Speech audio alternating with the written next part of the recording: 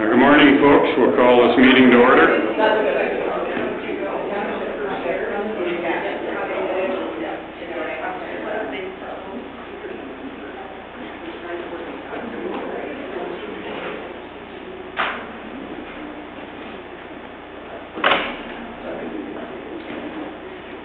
Hello, members of Committee of the Whole. Are there any declarations of pecuniary interest this morning?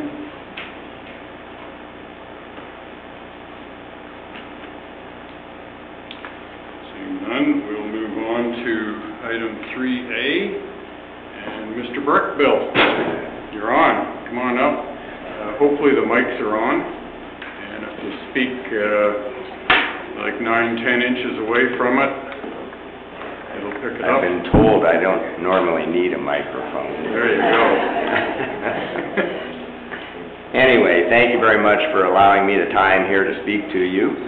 Of course, I'm from the Georgian Bay Township Historical Society, and our latest project, as I think most of you know, is the David Milne Legacy Project. And, about a month ago, the Milne cabin was moved from 6 Mile Lake, from its original location, to the Brissett Homestead property. And I'm sure you know, but just to review, David Milne, of course, was a very notable Canadian artist of the Group of 7 school, and he lived on 6 Mile Lake from 1933 to 1939 in this wilderness cabin. And the cabin still existed but was in danger of demolition. So a group of volunteers, mostly from the 6 Mile area, moved in and was able to save the cabin, and totally through volunteer efforts they moved the cabin here to the Brissett Homestead site. And now the Historical Society has been tasked with restoring the cabin. And I'm sure all of you have seen it, so you know the task that we have ahead of us. And anyway, we have really started on a campaign of awareness and fundraising in the past month. We created a display and attended the Canada 150 celebrations at Port Severn, and we went to the 6 Mile Lake Cottagers Association annual general meeting, and we were met with tremendous enthusiasm for the project, and we collected over 100 email addresses of people that are interested in not only being kept informed of what's happening with the project, but are either willing to volunteer or donate monetarily to the project along the way.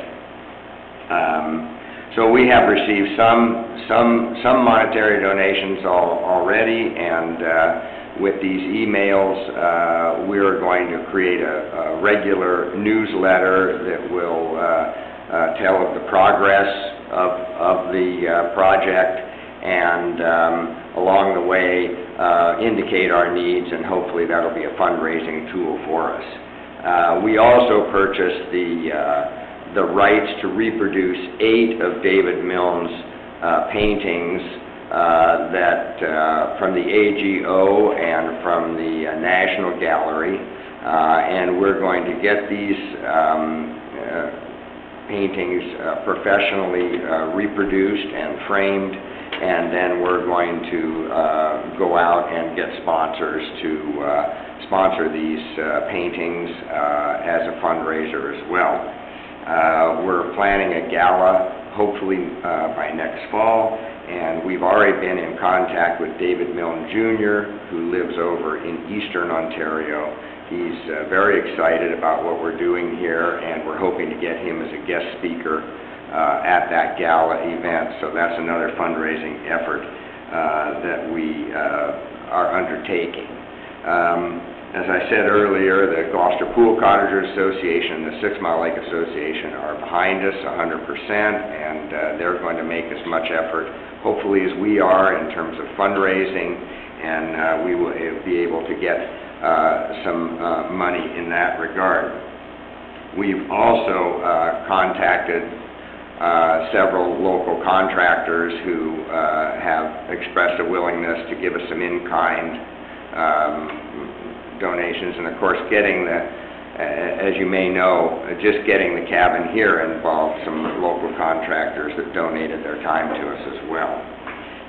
We're going to investigate looking into a Trillium grant, and also there's a legacy grant out there which we're currently trying to fill out the applications and go for that as well. We think that we would like to take 18 to 24 months to complete this project. The cabin now sits very near its eventual permanent site, and we hope by the time the snow flies that we will have the cottage moved on to its permanent foundation and some minor exterior restoration so that the cabin looks, for all intent and purposes, as it would have originally on the exterior. Next spring, we're going to work on the interior, and we would like to do some extensive landscaping, some interpretive signage and pathways, and some of these reproduced works of art will be put in the restored interior of the cabin. So we have anticipated some expenses, building materials, furnishings, exterior landscaping, and directional and advertising signage. And although they are estimates, because we haven't really been able to get in and take a real good assessment of the cabin yet to know what that will involve, we figure we've estimated around a $19,000 budget to do this work.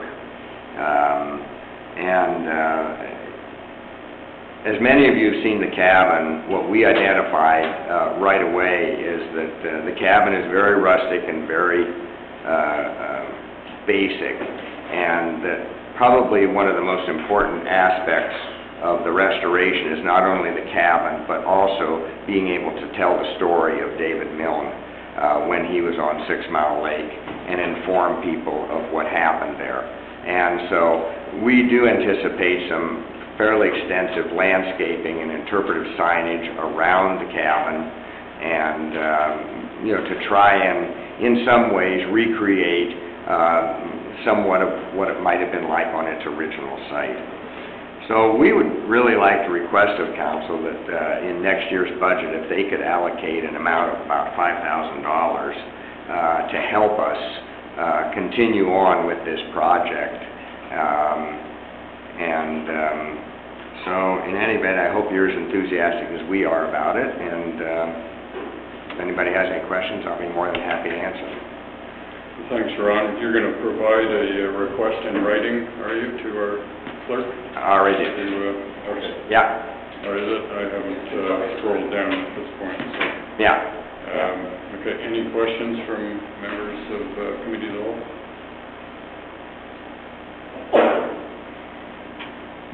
I don't see any at this point.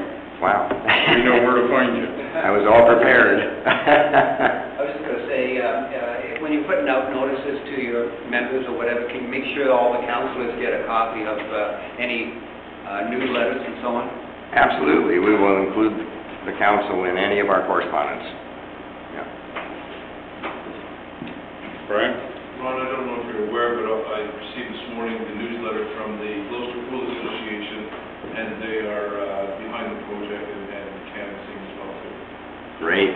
Yeah, I've spoken with Marilyn Taylor, and I'm just amazed at the enthusiasm that they have, towards this project. They've been very supportive.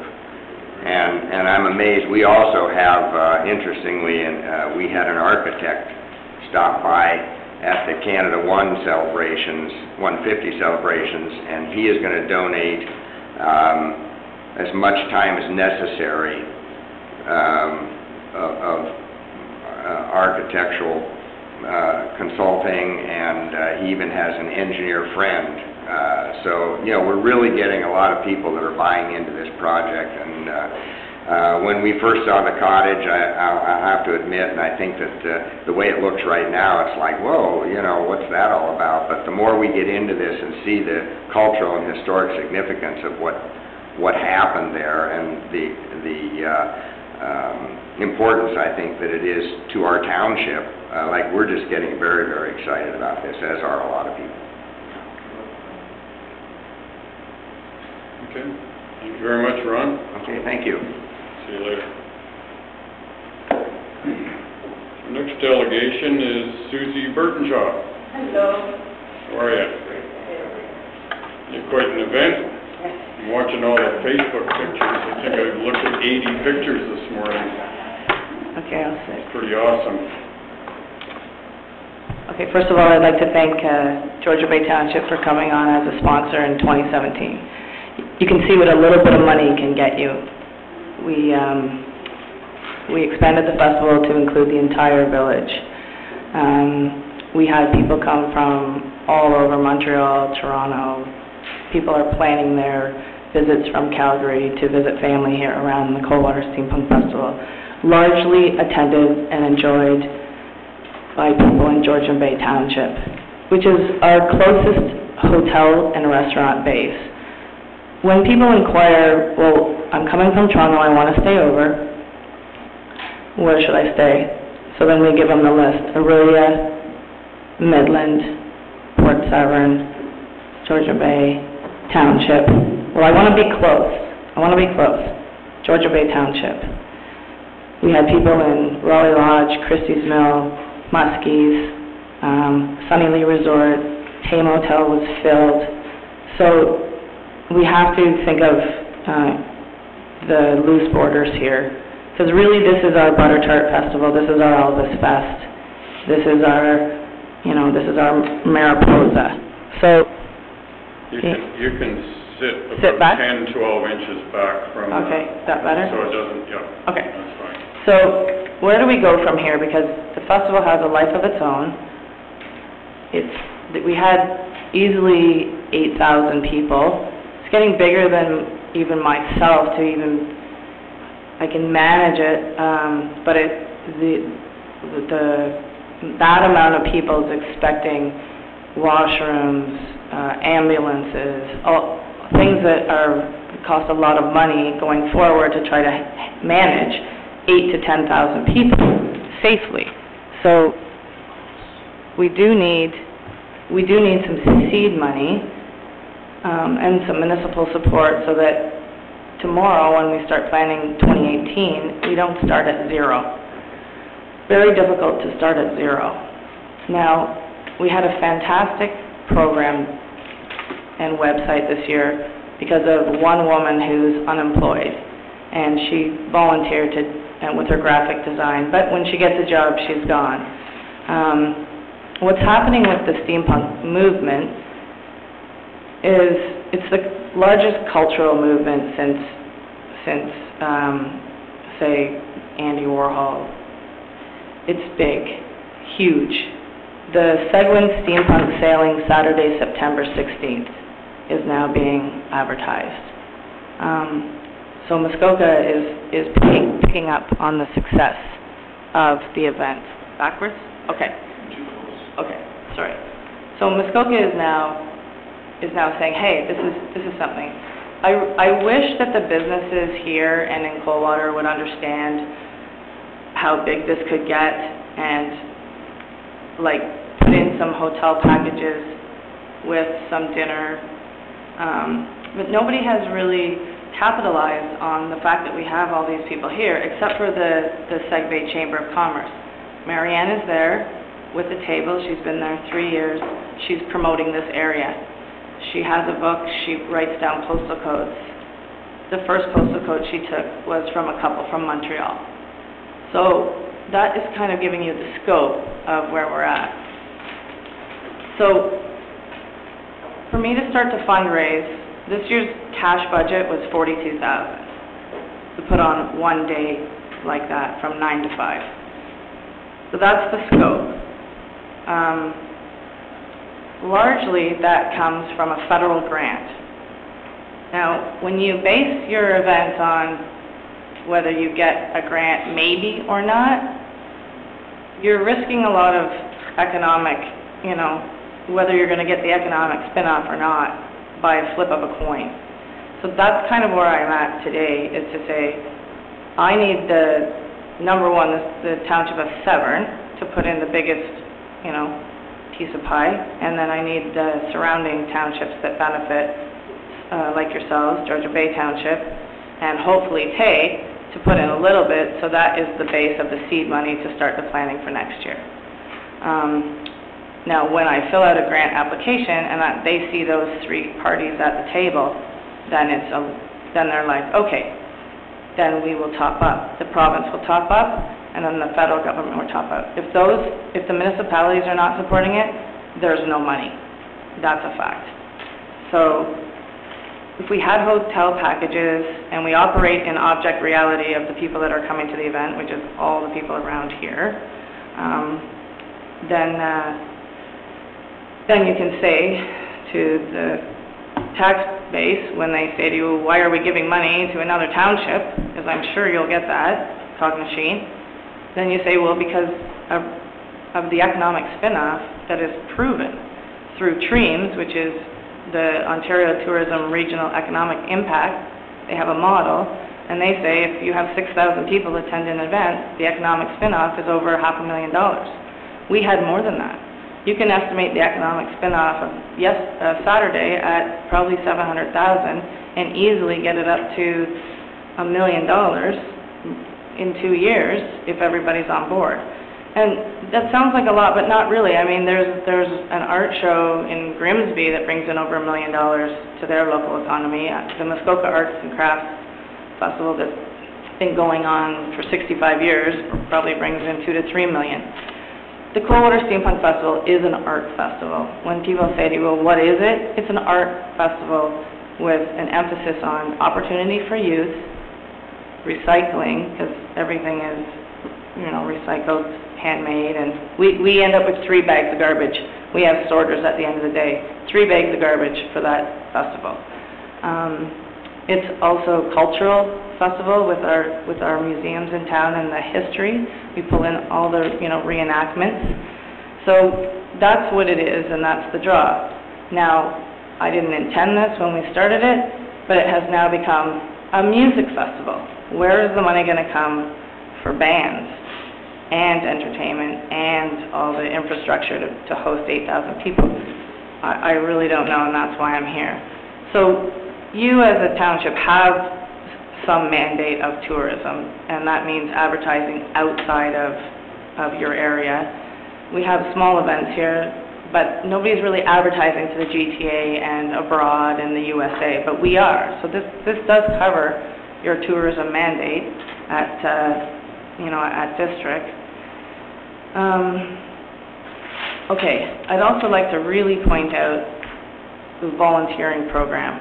We have kids that are going after scholarships. They're from Georgian Bay Township. These kids actually carry this event. We have poor kids from Coldwater, we have rich kids from Georgian Bay Township, we have kids on probation, we have seniors, we have single moms. That's the bulk of your volunteer pool.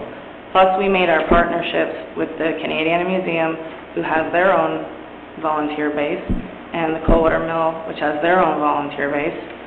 So it's kind of a win-win, but to take that opportunity away for volunteering, and you end up with I don't know how to explain it, but it's not really, community goes backwards. When you take away your layering, which is your cultural events, and you take away your volunteering opportunities, then you're going backwards, and you end up with a repressed area. So it does have a lot of benefits, these cultural events. So I'm going to leave you the paper. I'm asking for between $2,000 and $5,000. It's not a lot. I put $400 worth of ink in my personal printer just to print stuff like this over the course of the festival. And we spent $100 on toilet paper, so that gives you a bit of a scope of, you know, how much money it costs. But I would also like to say I was very appreciative of the $500, and it's a minimum $500 to have your logo on our poster, which was fantastic. So I think everybody here knows that festivals are good for everybody in the community if they can make money, but it's where do we go from here, being as I'm only one person. And it looks like we have a lot of, you know, it looks like we have a lot of sponsors, but the pink ones never paid. Sorry. The pink ones never paid. The blue ones are $100 or $50. The purple ones paid 3 days ago, which is useless to me in a sense because I can't plan something where I don't really know if the money's coming until 3 days before the event. So that leaves, you know, the Lions Club, the Township that gave a bit of money. It's getting so big, I can't run around and chase this little money. Like, I have to almost burst into tears to get $100 from people, and I spend all my time when I should be working on the safety of the event and the programming, trying to chase little bits of money from businesses that have lineups out the door. So that's where you guys come in as a higher body. You know it's good for the community, you know it's good for the businesses. So help me out by making me not have to chase this little money, and I can deliver a fantastic festival for you in the years to come. Okay? Thank you. Susie, any questions of Susie? Catherine? Susie, Yes? congratulations. Thank you. The other place that you showed the flyer of that's starting to have a steam plant is... Yes. I didn't catch what that was. Segway. Segway? Are they charging? Yes. How much are they charging? And I understand your steam pump is free. Ours is free because there's no way we could ever man the borders of an entire town. Okay, well, yeah, I realize that, but I'm just wondering how much they are charging. It is, I think, $48. Per person? Have you thought about somehow starting to charge? If we charge, we have no access to any funding through grants. You had buttons you were asking a couple bucks for or something? You had buttons? Yeah, we sell buttons, but we only have 7 hours to sell the buttons. So we bring in about, I don't know, $600 on button sales. So We bigger bring in buttons. about $400 before. That's all the little money. That's all the little money that covers, you know, I have to buy lunch for the volunteers. Like, that money does not cover any kind of programming of, like, we paid a $2,000 magic show, $300 street performer, that type of thing. So you're going to leave some information? Yeah, I'm going to leave my request. You can give it to Lori. So our grant, Kathy, to answer your question, that we received, that basically was the bulk of the money for this year and made it very successful, was from Heritage Canada. And Heritage Canada says, we will fund you if you have more than a one-day festival, and the admission is free.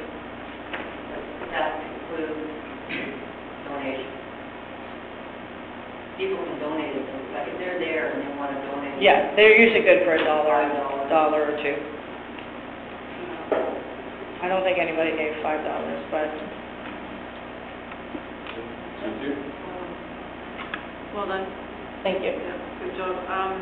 Do you know approximately how many people attended? I mean, just look at that. Last year we had 6,000. This year we can tell just by the businesses that give us reporting right away, like restaurants. They had at least 25% more. So we're looking at, like the Canadian Museum, they count their people coming through. Last year they had 4,000 people through, and this year they said they had more. So we're looking at probably about 6,000 over there, throughout the day, and over the course of the 3 days, 8,000. Thank you. You're welcome. Anybody else? Okay, you want these, one for everybody, or? Just give them to Lori there. We'll see them later. Or Brad.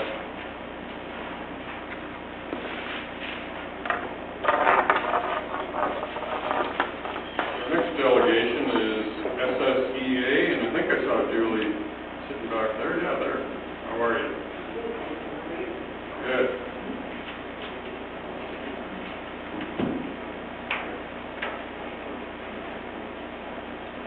I'm going to try to be in the right distance. I'm not a good mic person, so get closer or...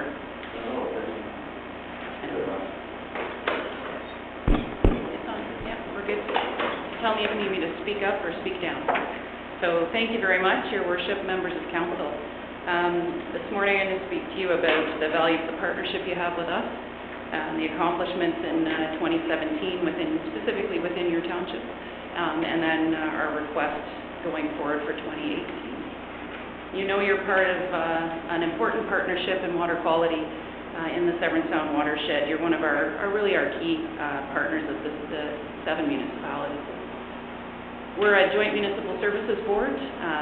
We've been this way since 2009. I report to our board of directors, who are all municipal representatives.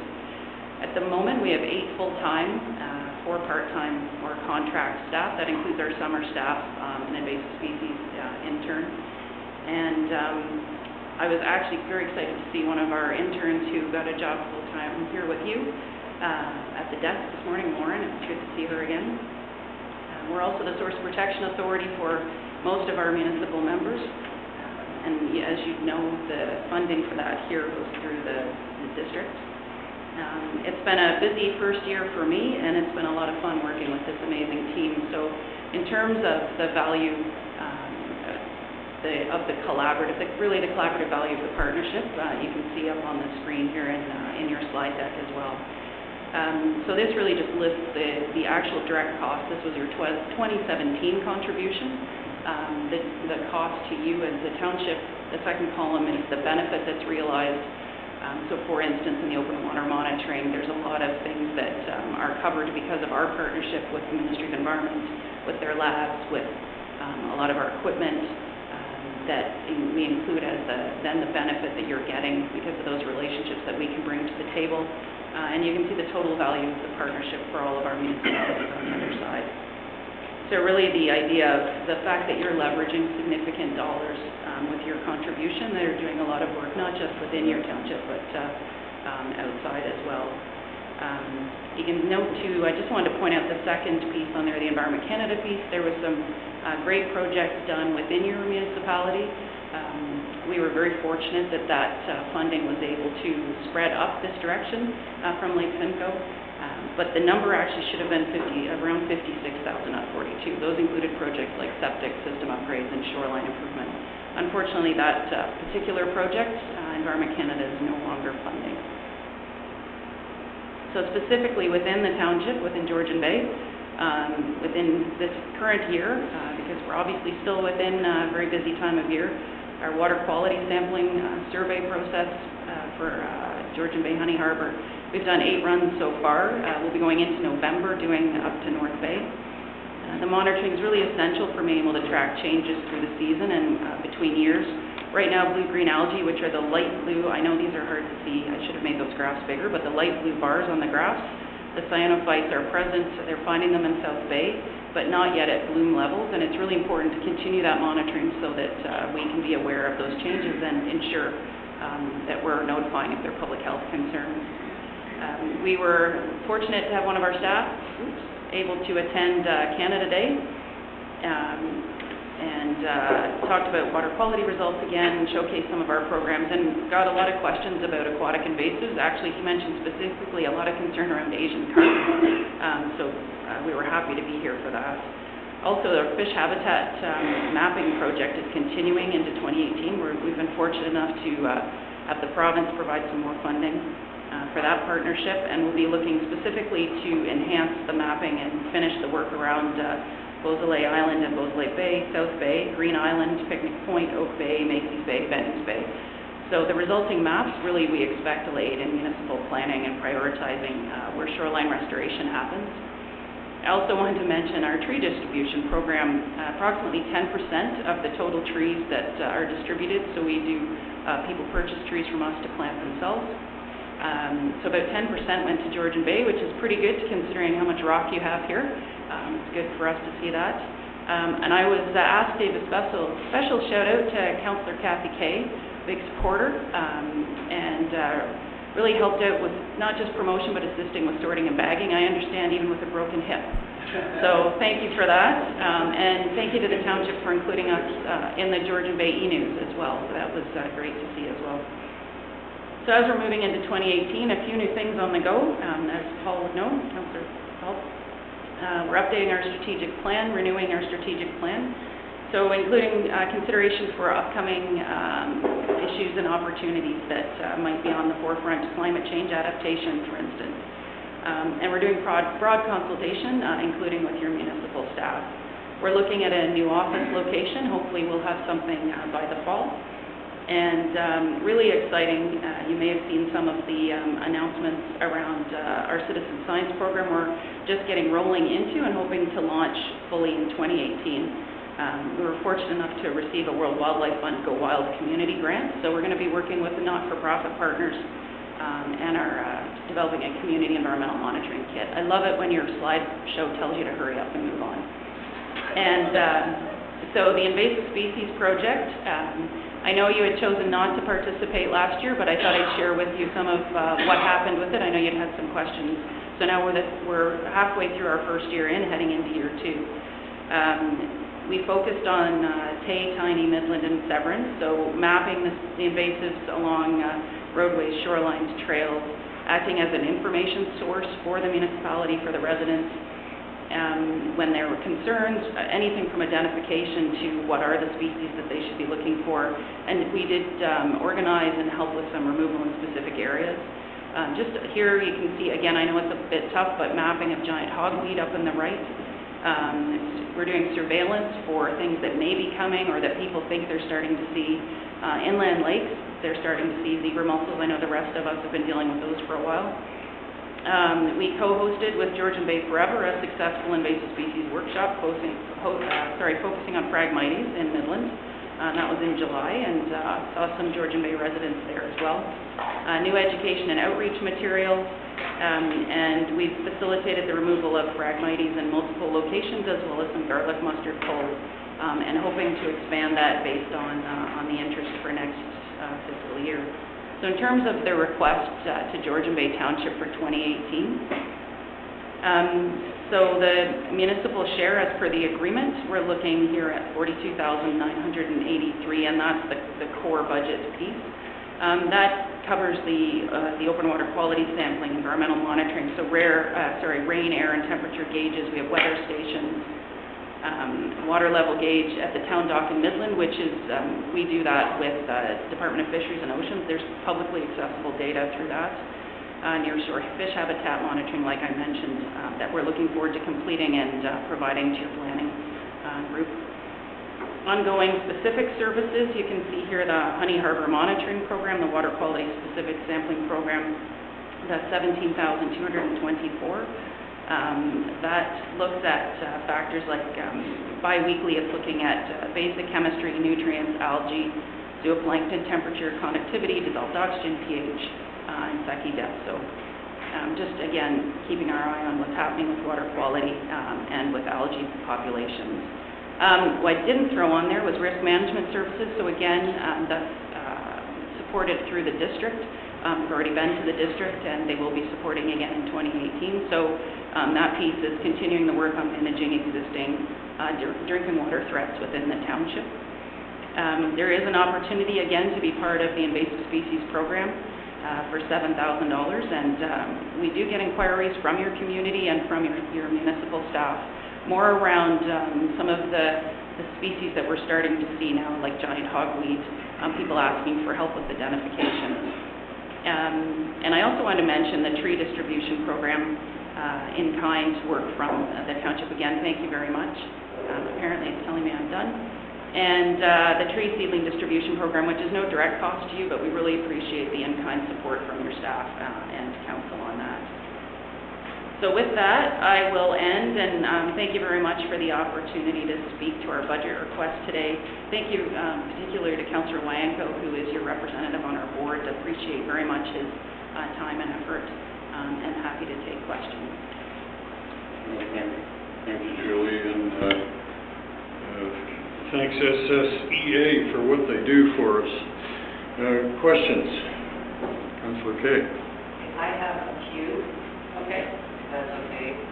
First one I want to say, looking at this slide, which I don't think you put up, it says that the township or SSEA's community-based mission is to sustain environmental quality and ensure continued protection for the implementing of the legacy of wide stewardship of Seward Sound and its tributaries.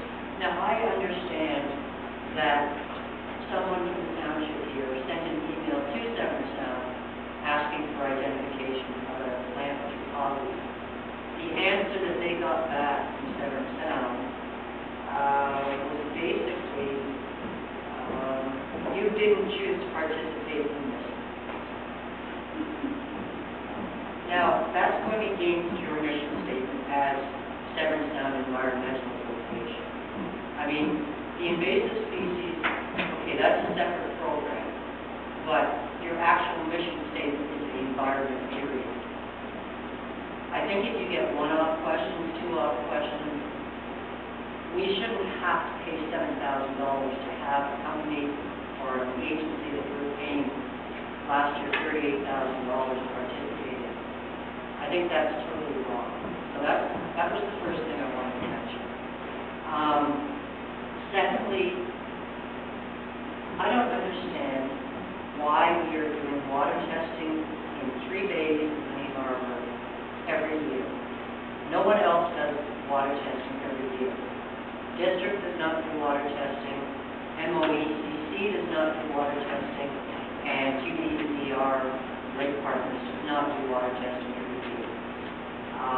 I have a report here from Aisha, I never pronounced it properly, and basically it shows there are no changes in Honey Harbor, and I apologize, there are 2 changes in South Bay and in Honey Harbor, which I don't know what that includes. The alpha count went up. Everything else either remained the same or went down. So therefore, I don't understand why, why are we doing it, period? Do you have a mandate? I don't know. And what are the parameters that you are judging by? What is the purpose of water testing? Lots of questions, sorry.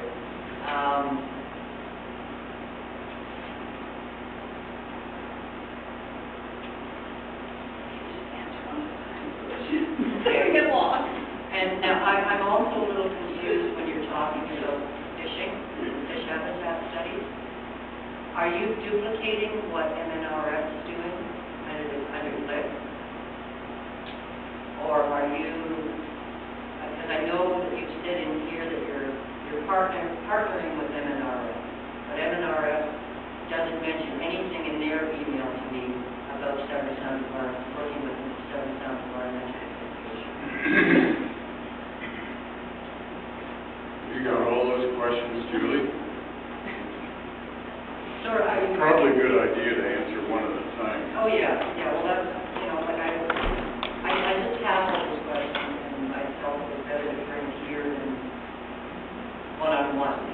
Can you answer some of them now, or do you have to get back to us? Through your worship, I can take a crack at some of them now, for sure, and we can certainly get back to you on some. I don't want to take too much of your time. I know you've got a busy schedule, and you've had a full day yesterday as well. Around your first comment on the invasive species, we did, in fact, yes, I acknowledge, we pointed out that you had chosen not to be part of the invasive species program, but we did suggest that we would be willing to help that landowner. So our staff who are experts in invasive species, unfortunately, I'm my intern, I was actually leaving this week. So our biologist, who I think you know, is taking on that role in the interim, had offered to help with the identification for that individual. So we certainly do help on those one-offs. As you likely know, with folks who work in this field, it's hard for us to say no, particularly when an individual is coming to us saying, is it or isn't it? And giant hogweed is dangerous enough. We're not going to just leave someone hanging with that. In terms of the water quality monitoring piece, I assume you're speaking specifically to the Honey Harbour project. Yeah, and so I certainly want to follow up with Aisha. She's the expert on that. It did come up. We're doing our strategic planning review. Yesterday we had started that, and we are talking about reevaluating program. And my understanding was that the municipality had asked us to work on that as well. So we'd certainly work with the municipality to ensure that that was still satisfying the needs, and that if we are, the trends we're seeing or not seeing are important. I do know that one of the things that we do talk about that's important to keep your eye on are the algae blooms, the potential blooms, and those you only catch by monitoring on a regular basis. The fish habitat piece, I'm not sure the specific project that MNRF is speaking to you about. So if we could follow up, if you could provide me a bit more information in terms of those contacts. Because, yes, as you indicated, we are using or have been asked by MNRF to expand what we're doing on that mapping piece. So I would doubt that it's duplication, but let's just make sure, and I'd be happy to follow up. Paul? Paul? I just wanted to clarify for Kathy that there's comparing Seven Sound environmental work to the district is like comparing apples and oranges. The district is doing long-term monitoring to establish trends. To do that, you don't have to go back every year. That's what I do when I do my sampling once per year. It's not scientific. It's just to say, is it the same as last year? Is the trend continuing? But when we hire the SSAA, we want a rigorous scientific study. And to do that, if I was asked to go into a lake and do a scientific study, I would be in there every 2 weeks taking samples. Because the environment, especially with algae, can change that quickly. And if you don't find the change right away, then you're too late. So if we want a rigorous scientific study, I would go to SSAA. The district doesn't do scientific studies.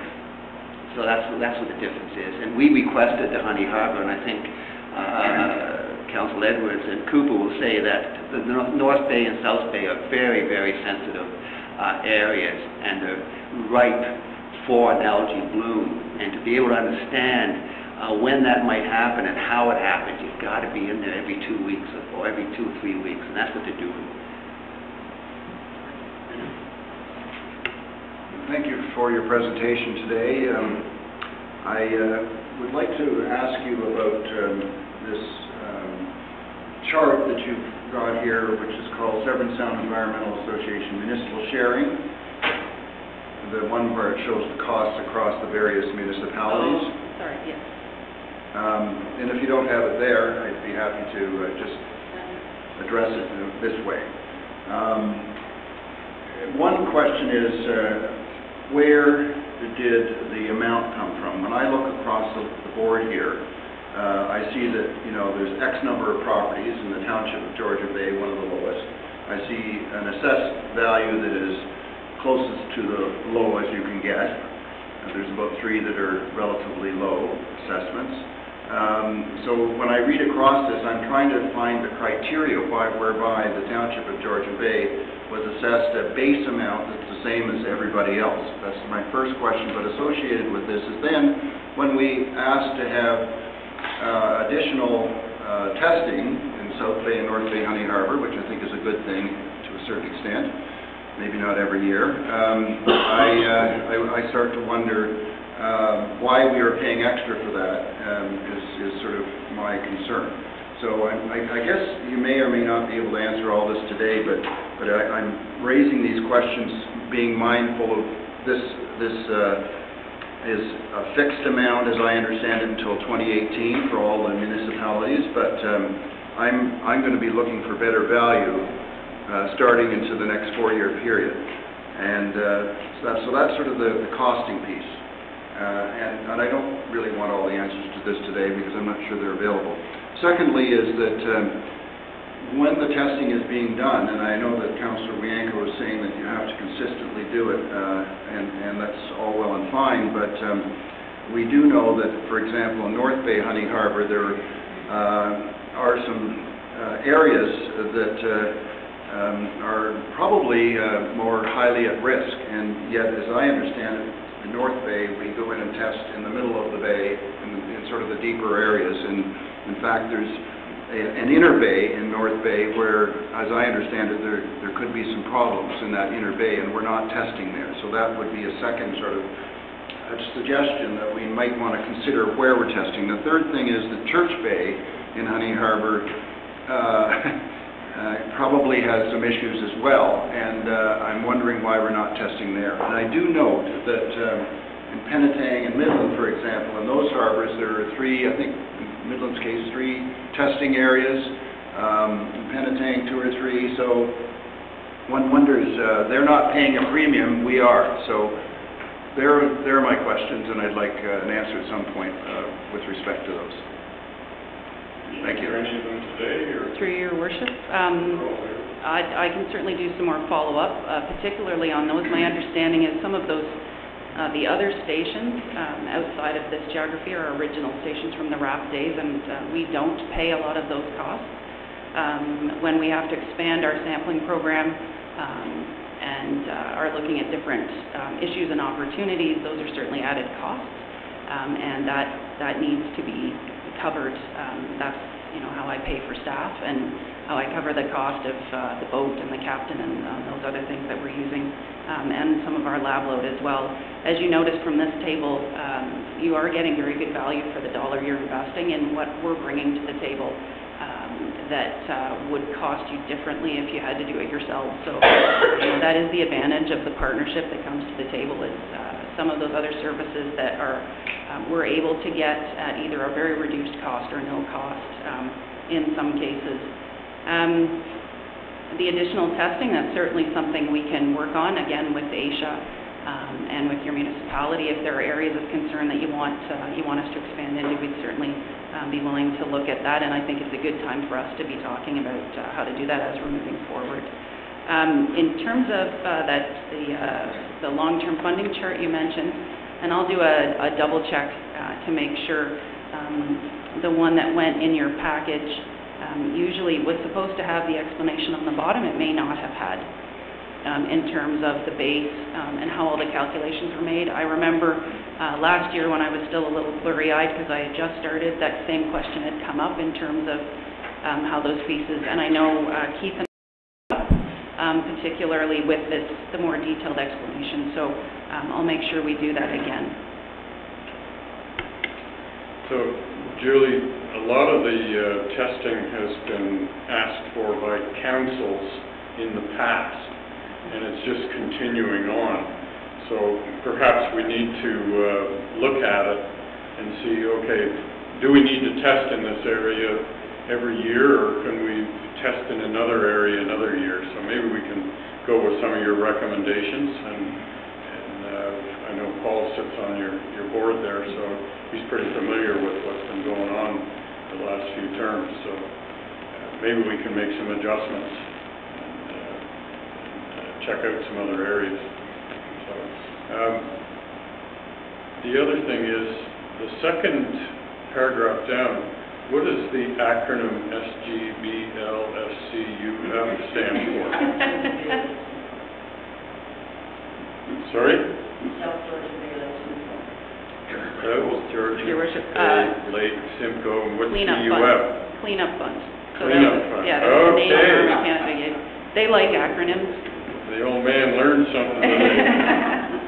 So, okay, Pat, you had some questions? Well, I have a couple of comments. I was on the Water Quality Committee for the last term of council, and I can certainly answer Kathy's concern. In the Township of Georgian Bay, and you have to understand, I'm an accountant, not a scientist, and therefore I will talk about the benefit comment in a minute. But we've got 8 different organizations that are involved in water in this township. And so we've got the feds, the IJC, the province, the district, SSEA, GPF, the township, Paul, and there may be other people as well. We need to have better cooperation because I think we've just got so many players. I mean, last year I saw there was a provincial boat up front of my place doing testing, and yet never heard about any of that when I was on the Water Quality Committee. But the reason to answer Kathy's concerns, the rest of Georgian Bay, and remember that SSEA is not doing any inland lakes, they are only doing Georgian Bay. The rest of Georgian Bay, other than the 3 bays in Honey Harbor plus Cockmachine Lake, get significant, what the scientists refer to as flushing. In other words, the water changes every 24 to 48 hours, and therefore your buildup of the bad blue-green algae is just not going to happen. We had it up in Sturgeon Bay, north of us, and that's the reason we want to test in the 3 bays in Honey Harbor, because it is there, and all of a sudden it may show up. And there is going to be a very concerning article in Georgian Bay today in the next issue, which everybody will want to take a look at. So I would like to see better coordination of all the players. And my last comment, I don't know how you come up with benefit. That's not an accounting terminology, and I really go with what we actually, the cost. So, and I understand the history of how we got to this agreement, but I think, as Peter has said, we really need to look at this now that we are entering into possibly a new phase of this and make sure that we have coordination with all the players. So, Julie, you may not have been around last term, but this will go back pretty close to 7 years. Former Councillor Hanson and Councillor Edwards were in the water quality, and Council asked them to get all the players together and do the best we could for not overlapping. I mean, there were groups going out one day and sampling water, and another group going out and sampling the same water. It was my understanding we resolved that as best as we could, but I guess there's always a chance there is still some overlap. But if anybody knows of overlap, let us know so we can make the necessary changes. But the information was to be shared amongst all the people doing the sampling. So, Kathy, did we finish getting answers to your questions, or kind of sidebarred you there for a while? You have another one? I have another one. Okay, I'll allow one more. Yes, then we got to move on. Okay. I guess the one thing that has been asked, you were asking for an additional $4,000+ from this year because it's really less. There's no justification there for it, and because it's $1 million less, in my mind, there's less things that we're doing. So where's the cost benefit? Where's the cost trade-off? Through your worship, my understanding is prior to my time, the council had made, our board had made the decision that if a member were to leave, the rest of the municipalities would take on that cost in order to ensure that the services we're providing are maintained and that the staff complement that what we're doing is maintained. Really, it was not a significant drain on our resources in terms of where we were spending our time. We spend most of our time really up more this end of the watershed. But subsequently, it was still $36,000. Correct. I mean, I'm sure Aurelia would have liked to have thought that they got something for it.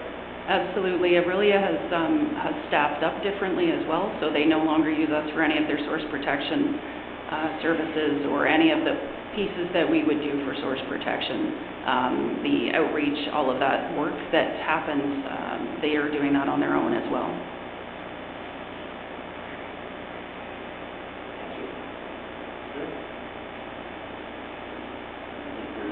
Well, I have one last question related to this, if I may. Was a brilliant part of the original agreement? Because I thought, how can you drop out of the original agreement? Didn't it have a set period of time? Through your worship, the original agreement indicated that they could leave with a 2-year written notice. Okay, fair enough. Thank you. We got one more for that. Just on the duplication issue, I've been working with Julie on this issue and brought that to her attention. And they are looking at all the programs that are going on in the Seven Sound.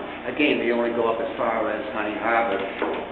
My suggestion is that maybe they should go up a little further up our shoreline, and that's part of the new strategy that's being considered. But there's nothing that goes on within the Seven Sound, and Judy can confirm there's nothing that goes on the Seven Sound that isn't coordinated by the Seven Sound. So if the MNRF are coming in, or the feds are coming in, and IJC doesn't do any sampling, by the way, but if anybody comes into the Seven Sound, they always go through this FSCA, and there's a coordination aspect. And I've been convinced that there's no overlap in the Seven Sound area. But there is work going up the coast. You mentioned boats up in front of you. Nothing to do with the Seven Sound area. So I think hopefully through the new strategy we might be able to expand the area, the responsibility of FSCA, maybe to the inland in Georgian Bay and further up the coast to benefit them. I would assume that would be a recommendation coming from the Water Quality Committee to your own. I mean, it's got you got to come back through the committee rather than The strategy will come back to the committee. yeah. Well, all decisions on water should be coming through the Water Quality Committee.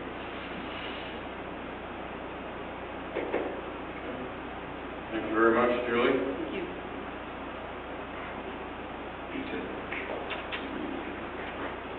Is that our request for a break?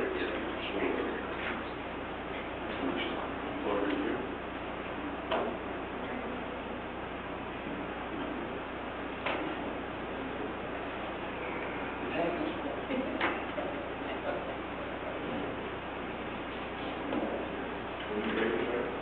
We are. How long?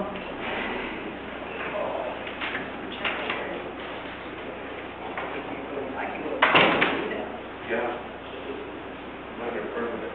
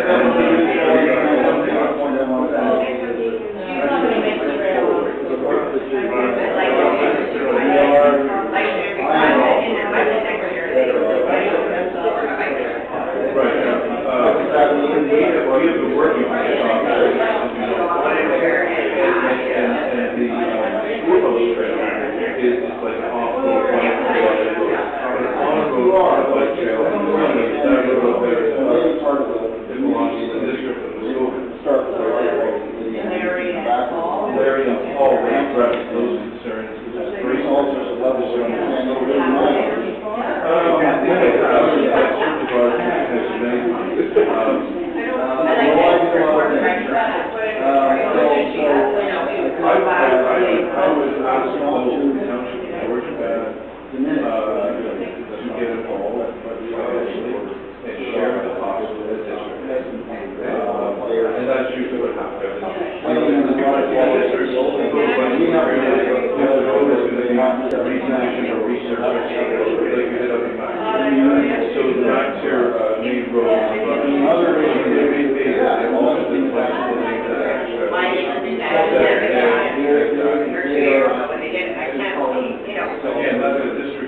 And I took a great time to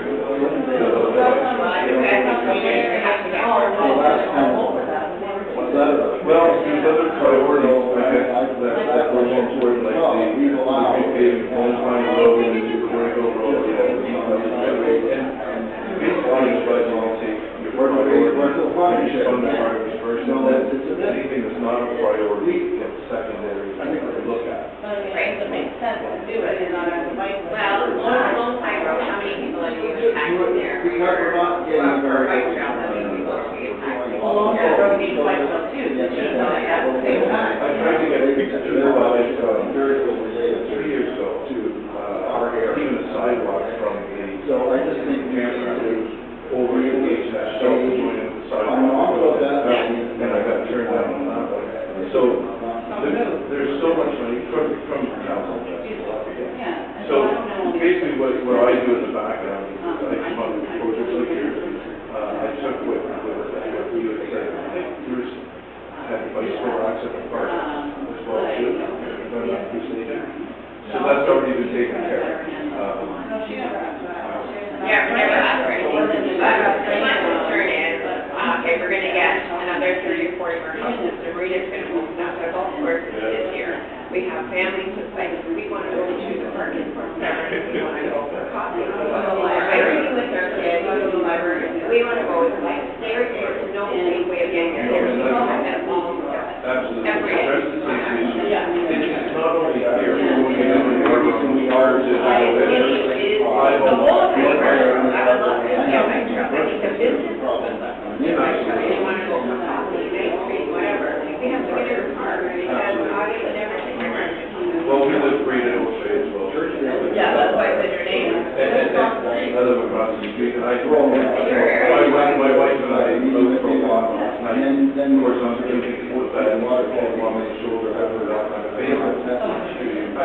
Yeah, constantly be looking at. But if you get over on that, on page four, I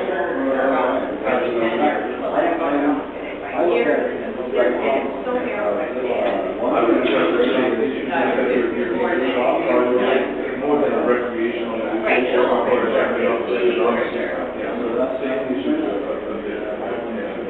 And not everybody is doing it for walking as well. Oh, for everything. There's one cover now. And we really came into it 60 years ago, but there was no need. No. But now. Blockers now. I mean, all these runners, jogging, walking, people, and you just want to go in the morning and take a walk in for service with coffee. And add to the economic development. Stimulus and if there is a bike here, people tend to come to this area, let those their stuff, get on their bike, and take a little tour, use a little board. Oh, it'd be fantastic. Would that be nice? You have to ride in the walk machine or. No, you know what, the best thing to do when you're watching how it goes, be respectful to them.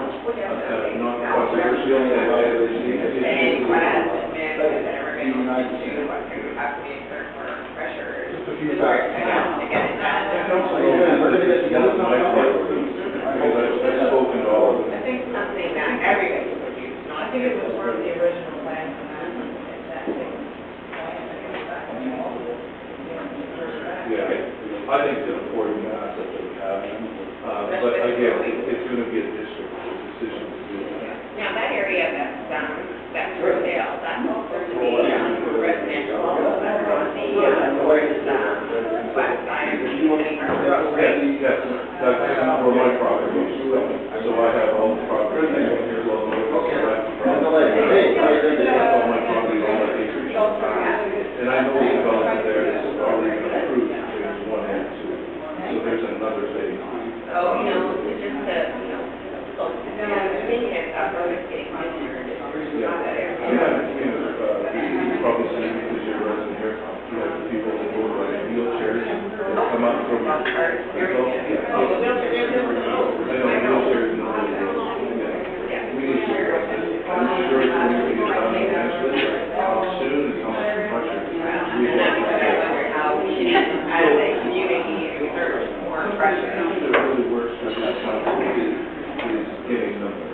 Right. So it's important, you put up a petition, show up next to your office, and then people don't want to pass dollars, but when you show them that people do want better, and they have the opportunity to say why it's so important, nobody shows up. Okay, so, positive vein. Right. So I think what you need to do. That is correct somewhere. Absolutely, yeah. I know a couple of them. Okay.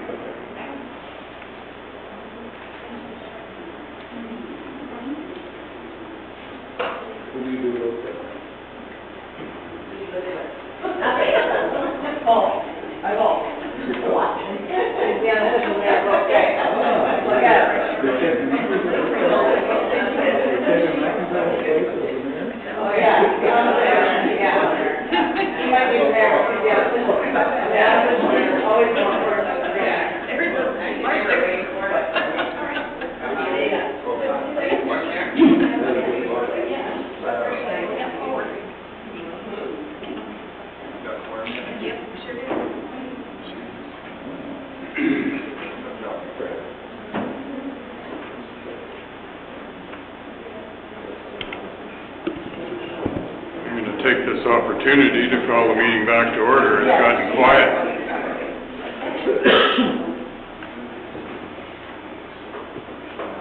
So, next on the agenda, Esther.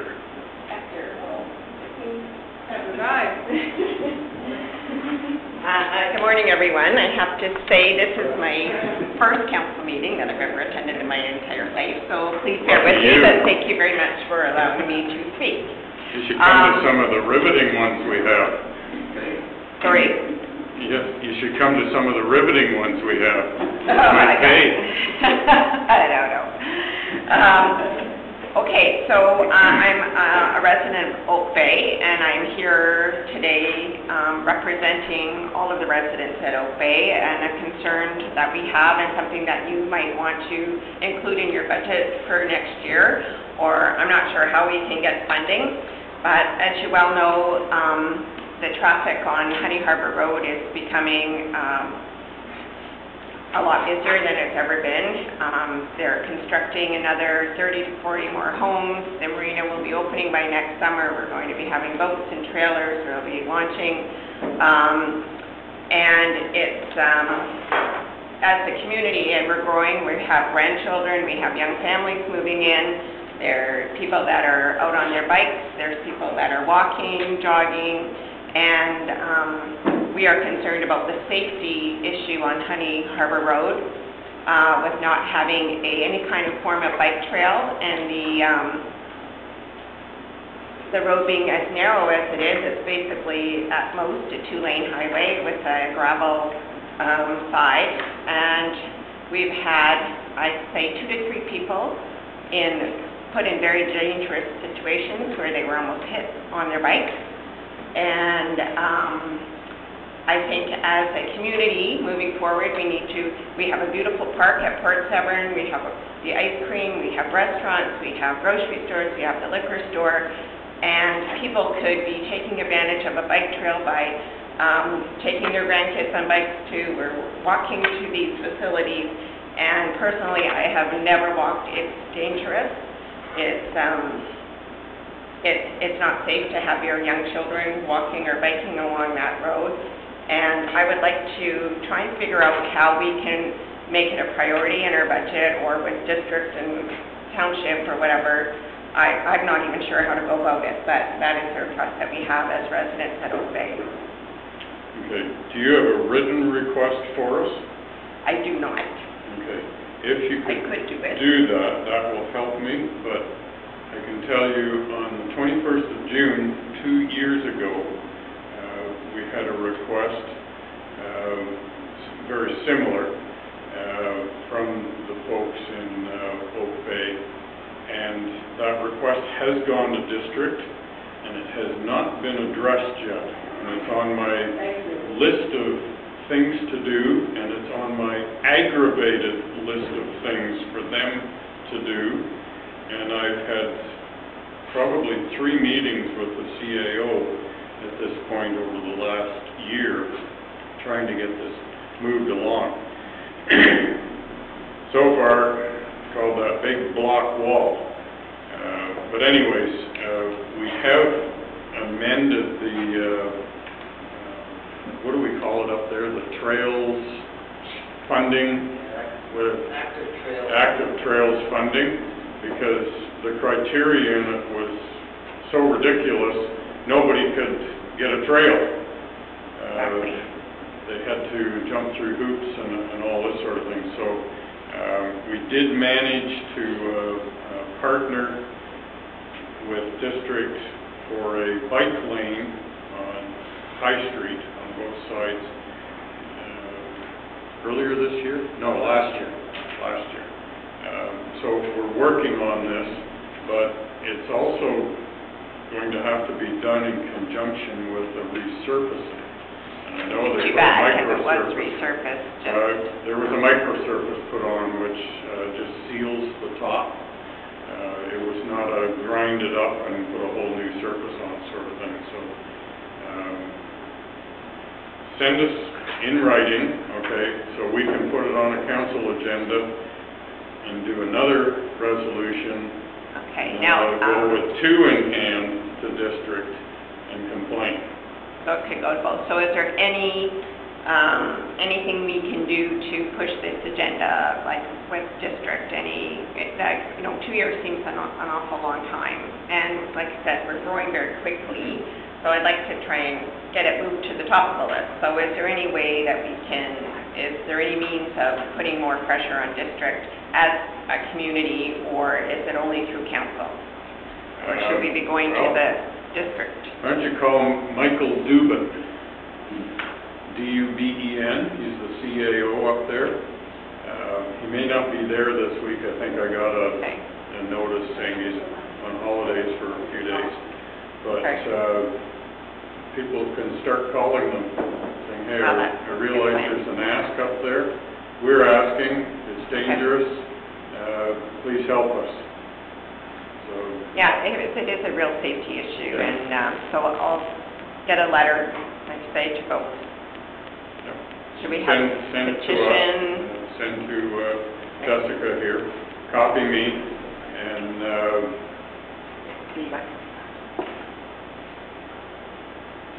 $500 Could she ask for a little bit of money just to cover what it would take to get everybody together, photocopies and everything, just to make a real good presentation since the budget meeting? well, you can ask for that. I think you're kind of on your own there. I think I know what council will do with that one. Okay. Okay, I got 3 hands up here for questions. Like I need to get a good presentation together. Can we just run with one delegation, please? Pat, I saw your hand first, and Paul, and please, when you put in your note, put in how many people. Right. And how much the growth is, how far, what distance you're looking for. Make it so that some of the questions will be already answered. And I guess the question I don't know enough about Oak Bay, is there a way to access without going along the road? That's the question I don't know.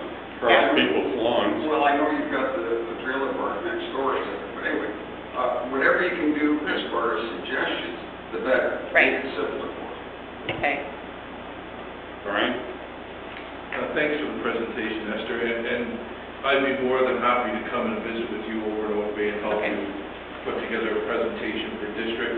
Our district councillors are Councillor Paul Bianco. He represents our area here in Port Severn, and we do have 3 members of this council that do sit at district, being the mayor, Councillor Peter Cooper, and Paul Bianco. So I'll help you put that together. That'd be great. Getting the number of people, not only from Oak Bay, but from Willow Lanes, from the Port Severn Estates, and there's also a new survey that has been proposed and approved for a subdivision, which is another 400 homes, which falls between Oak Bay and the core of Port Severn. So this is something we've been asking for and wanting for some time. I know it's been one of my priorities, and I think we need to put the pressure on, and I'll be more than happy to sit with you and put together a presentation that they can take to district. That would be great. I have your email, so you know what? I will get a time and try. Right, and numbers do talk. If somebody goes, you know, as an individual, maybe it's not so important, but if 300, 400, 500 people want this, maybe something will happen. So, yeah, we'll work together. Okay, Well, Yeah, if you include me in on that meeting too, because I can help you probably at the district, because I know enough people up there that can maybe get some stuff done. I think it's important to try to tie in some of the populations around Port Severn. I think we do need another sidewalk from the Wildwood trailer park down to the park. And I think if we're going to go out with either a walking trail or a bike trail, it should almost go up to the back of the community center, because we do have kids programs out there that they do come down there. And there's also the institution out there too that they also walk the highway. So I know there is the Severn Heights development coming forward. Are the development, this is Larry, I guess, is the development costs coming out of that program, and can some of those development costs be assigned to some kind of a pathway into town? That will be an ask of council and a decision of council. But there is development charges coming from that particular project, and that might be a way of paying for the project over time, because I think that development is probably ready to go. And I don't know about Oak Bay, there's probably development costs there. And again, we would take a look at those development costs. But I think it's very important to get a cost estimate from the district, not only for that particular walkway, but this one here along this Lone Pine Road, and find out what it would cost to do that. Because they did it up at MAC here, and we should be able to get the costs and maybe try to get something in the budget over the next couple of years. Peter? This will be very short and sweet, but I would also suggest that the district council be copied on this, so Chair Klink and the council, and then Michael Dubin, who's the CAO, executes. But I think a bit of a push on the political side wouldn't hurt. Thank you. Thank you very much. Mr. Thank you. Thank you. Tracy, you're on.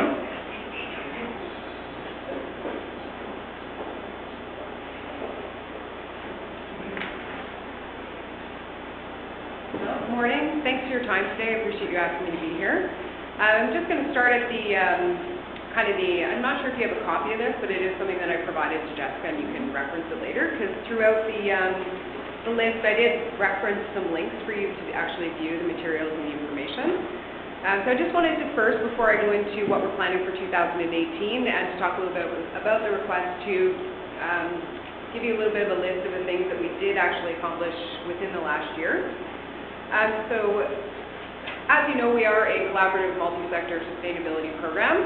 We're actually not a board or I guess we actually operate under the umbrella of the North Simcoe Community Futures Development Corporation. So we are technically a not-for-profit. We do work with our 7 partner municipalities, which are Towns of Midland, Penetangee, Townships of Georgian Bay, Severn, Ormonde, Tiny and Tay. And we also have in-kind and committee representation from the Severn Sound Environmental Association, the Simcoe Muskoka District Health Unit, and as well the North Simcoe Communicators, as I just spoke to. So our main currency is information. That is our purpose, is what we're trying to do is inform and educate and inspire people to take action to change behaviors to support a healthy and sustainable environment. We do that by sharing information through regular reports to council. You might have seen those. Those have been coming monthly. They have information about best practices, as well as available funding for municipalities, and also information on any events or upcoming workshops that we are hosting.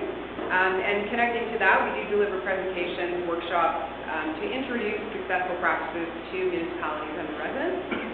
We also assist municipalities, and we've been quite successful this year in actually accessing funding and securing funding to implement projects that they are planning.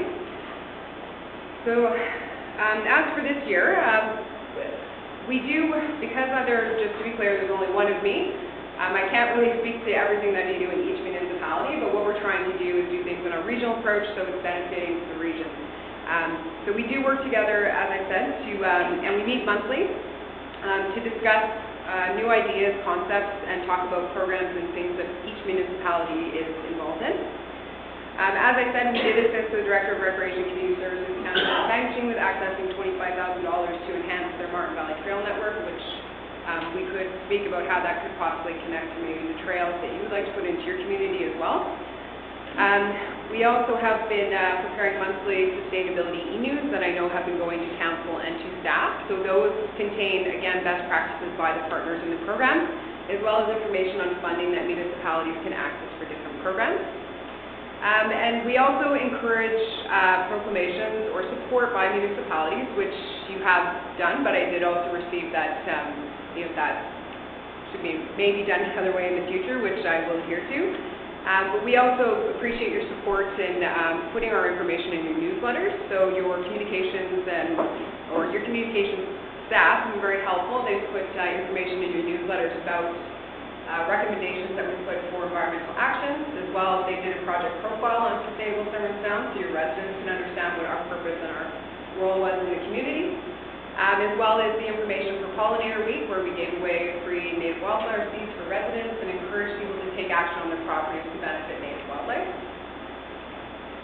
We also do participate in Midland's Tech Review Committee, so we do get to offer comments on different policies and practices moving forward in regards to that. We also do help municipalities if they require kind of more staff support in helping move projects forward. So for example, the Township of Georgian Bay received $150,000 to hire 4 staff and start a pollinator program, but they didn't have nor the expertise nor the time to really do that. So they asked me in, and I helped hire those 4 staff and also led them through a strategy session to develop a project work plan, which they're working on right now. We also worked this summer with the Township of Tay, the Karma Project, which is a local food program. The Town of Milne and the Township of Tiny plant over 500 square feet of pollinator habitat. We also installed 2 complementary educational signs to support those programs. We also, as you know, displayed those educational items, which were located on your front area there for people to pick up. The wildflower season I mentioned. We also, for the Food Fresh Farm Fest, you may have heard about that. That's coming up this weekend in actually Tiny Township. But we sponsored a speaker for that event through our sustainability speaker program to inform people about the importance of protecting native Ontario pollinators. We also have been working with the Town of Penetanguishene on their climate change assessments and how that's going to be fitting into their programs moving forward. And as you may know, we did complete our new website this year. We also, at the end of last year, did release our inaugural sustainability report card, which looked at 25 different practices across our municipalities. And also at that event, we did have a speaker come and speak to municipal energy planning, which I know is something that was contained within your strategic plan. And also, our next event coming up is actually on September 12th, and there's an invite that will be coming to council and to all staff. But this one is specifically for municipal councils and staff, and it is featuring Dr. Charles Gardner, the Medical Officer of Health from Simcoe Muskoka Health Unit, to talk about the health impacts of climate change.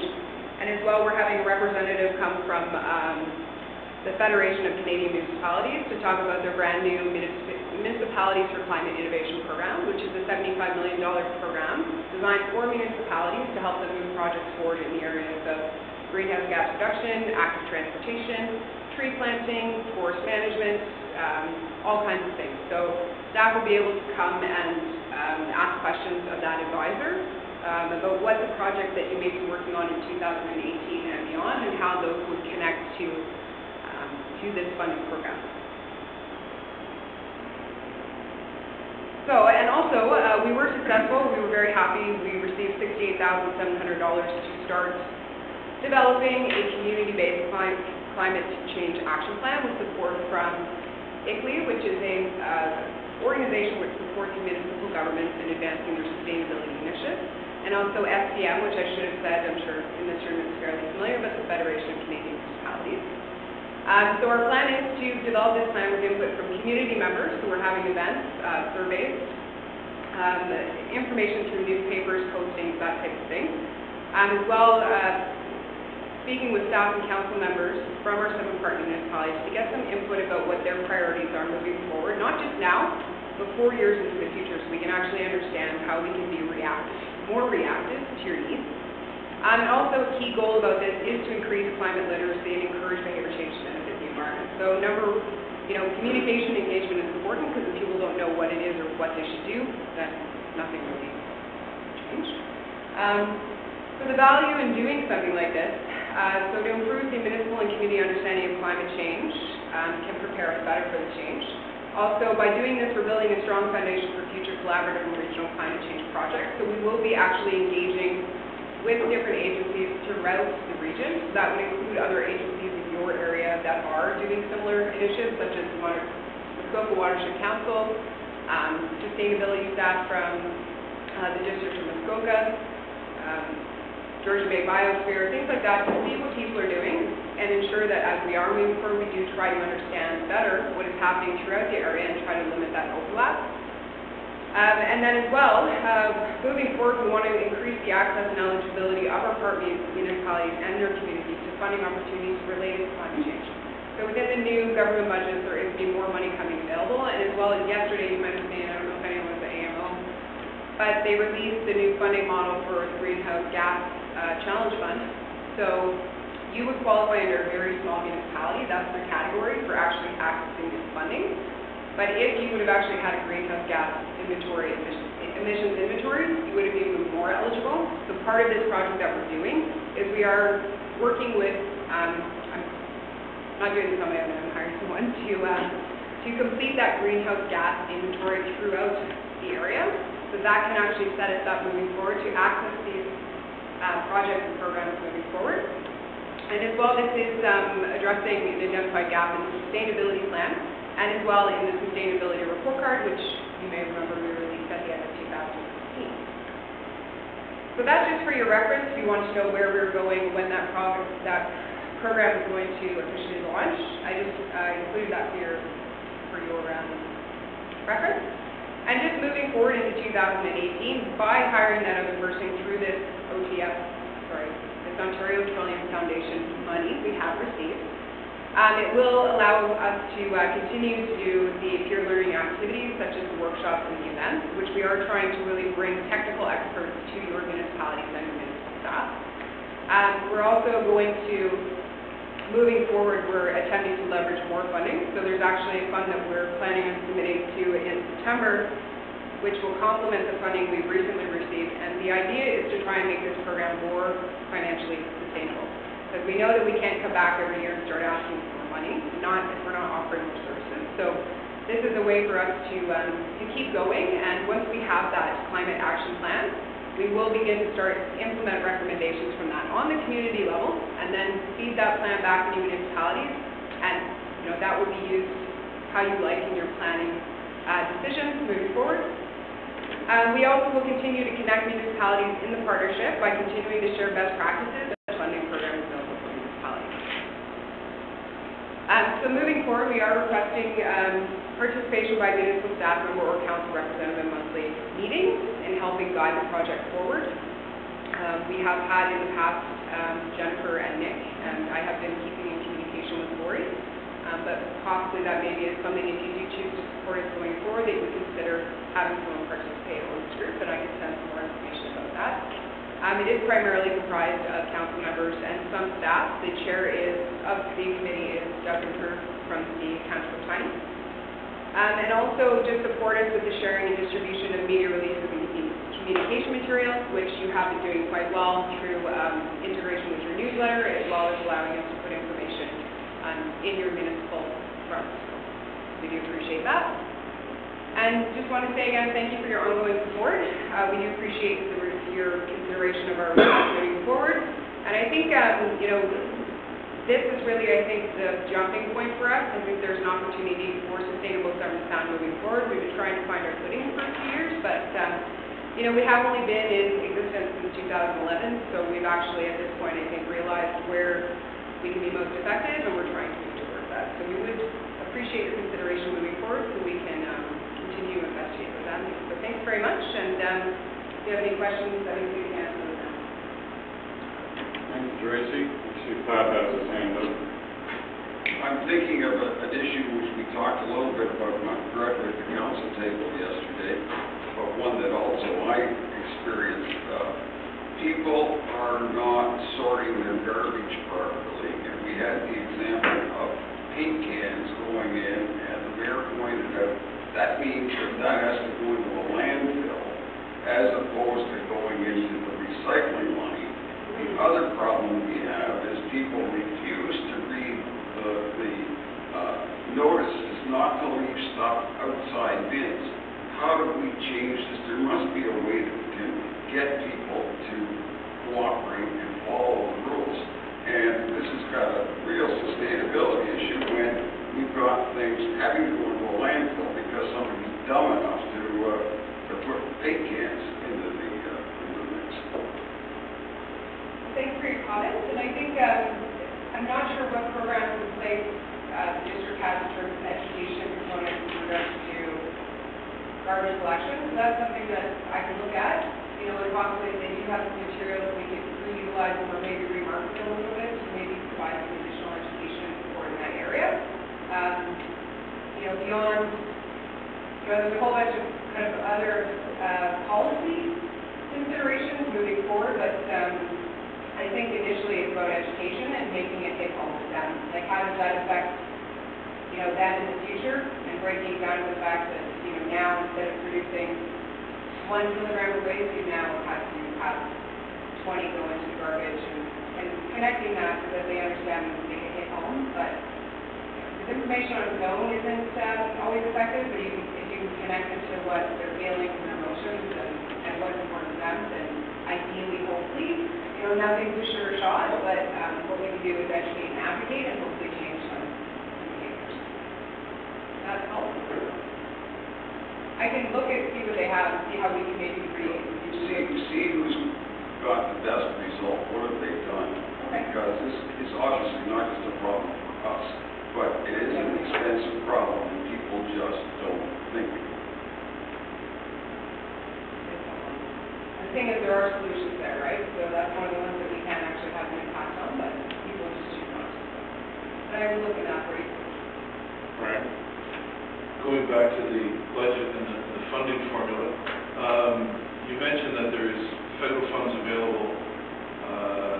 If we can prove to, I think you said it was AMO, but I'm not sure, what our carbon footprint is here in Georgian Bay Township, and what portion of the ask for funding would be directed towards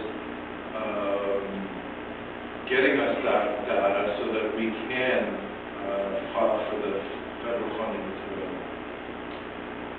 Well, most of the funding that is actually going to be allocated towards that is actually something that I have requested through the successful funding application through the Ontario Children's Foundation. So that $68,700 is put in there to hire staff, but I'm specifically hiring a staff person that has experience in doing those inventories, because they actually can be fairly flesh. So the $10,000 that I'm requesting from the township, that is primarily just the operating costs for sustainable government sound, keeping the sustainability coordinator position, and as well as providing for our administration or overhead, which I can provide a breakdown of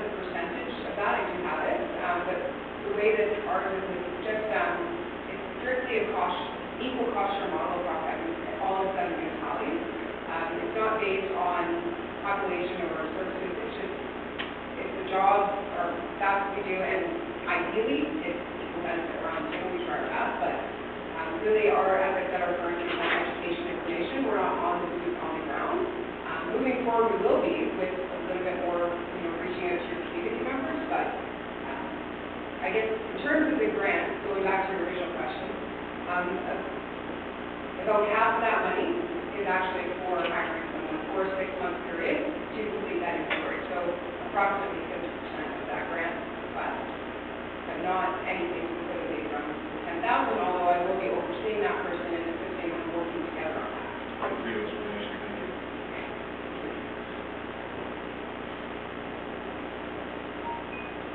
Okay, I think we're done, Tracy. Thank you very much. Thanks for your time, and thank you again for your consideration, and I hope your day is shorter than yesterday, or I know mine's on, so they're all smart.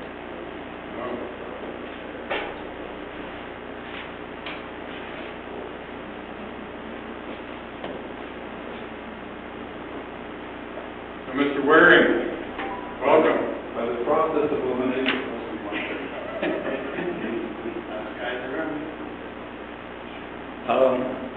Mr. Mayor, Councillors, staff, thank you very much for allowing me the opportunity to talk to you today.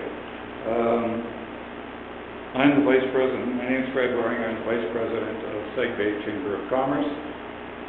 Linda Young, our President, couldn't be here today. She actually has a real job and she was very tied up. She sends her apologies. So you're stuck with me. Our Chamber of Commerce services 3 areas: Georgian Bay Township, Tay Township, and Severn Township.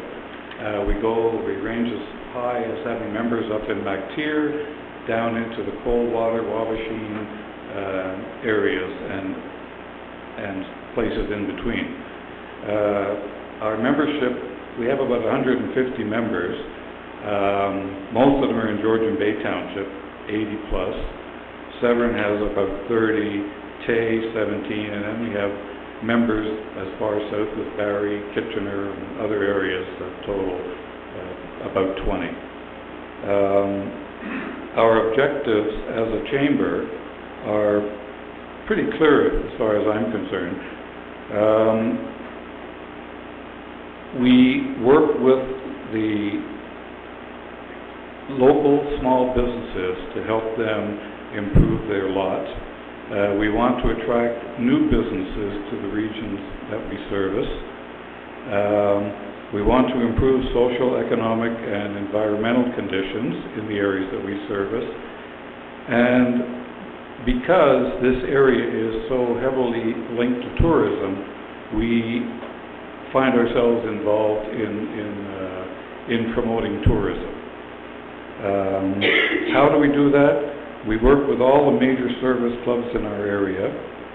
We work with all the local governments in our areas, and we work with the local businesses.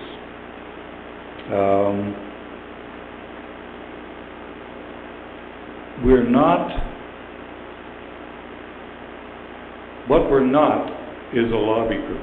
We work within the rules that we've got. We will try to help our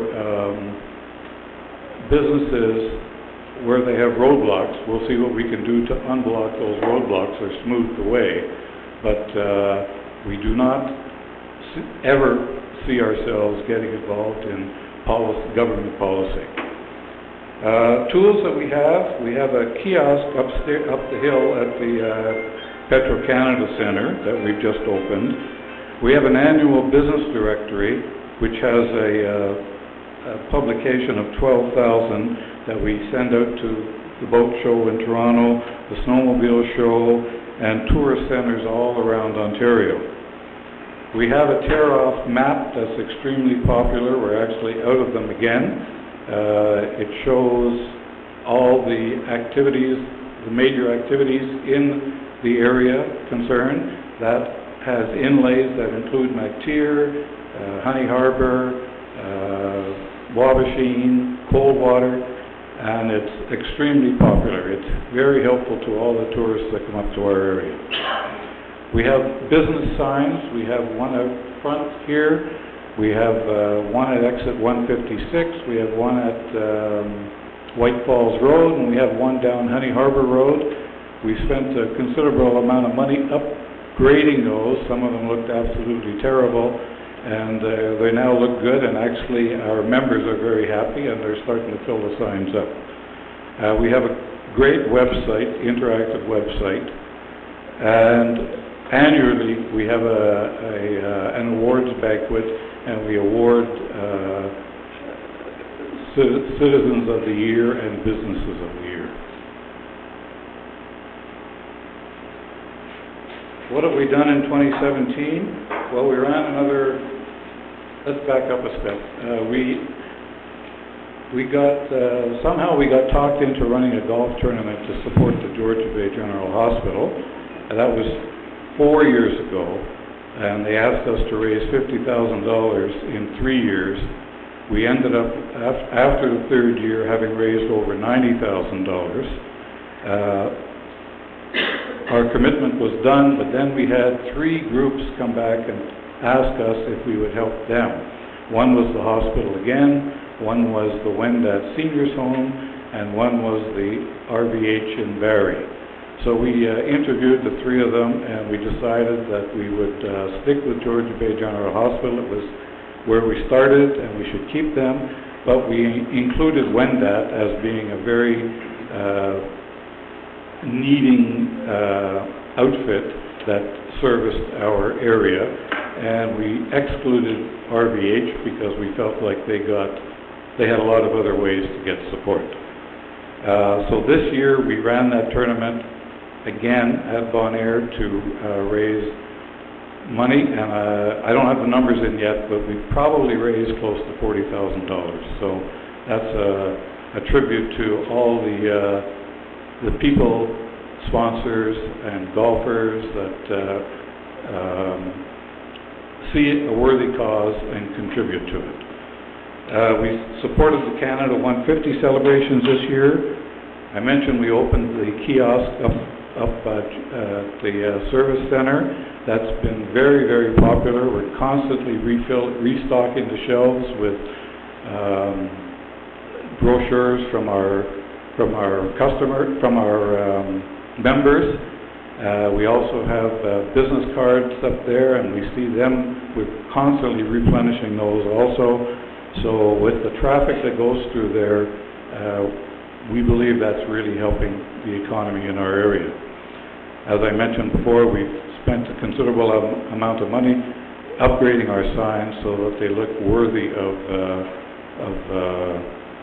being in place in our township. We can't do this without money. We don't make any money on the golf tournament. We have rates that we compare with all the other local chambers around, and we find that we're comparable in rates. The problem is that we're a small chamber, and we can't tax our members any more than we are, and we don't want to get into fund rate like the golf tournament. We could theoretically take some money from that, but that's not what we want to do. We're focusing on helping organizations in the township and or in our community. And so, bottom line is we need help. In 2018, we need to again produce and distribute our annual directory. I just mentioned that our tear-off maps are we have to order a new supply. However, we've had a variety of requests for updates on it, be it members' business cards on the outsides or different things, different features to add to the map to improve it. So we've got, before we just order a new supply, we want to make sure the map is current and everyone's happy with it. So again, we go to the 3 municipalities based on membership and ask them to help fund our activities. And our request from Georgian Bay Township is to help us to the tune of $5,000 in 2018. Thank you. Fred, any questions from the members here? Councillor Douglas? Thank you. I actually don't have a question. Thank you very much, Fred. That's a fantastic overview for us. Just a quick, I'd just like to say thank you very much for everything that the Chamber does for us. It's one of our community-based organizations that gives so much to this community. And I just would like to thank you and all involved in the Lake Bay Chamber Toronto for everything you do for us. Thank you very much. I'll pass that on to the directors.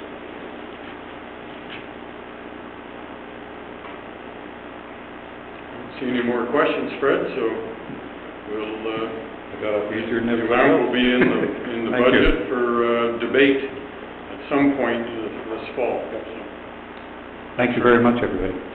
thanks for coming.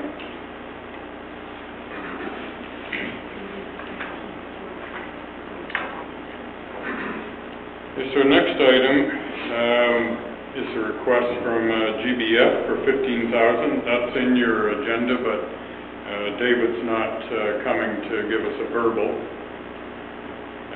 There's no action to come of that at this point. Paul?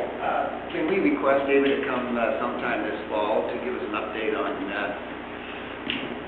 what they did for 2016? Because I don't know if they've spent the $15,000 we gave them, but I know they've been doing a lot of minus work up and down the coast, so I wouldn't mind, or at least council should be given an update as to how that funding was spent. We can do that.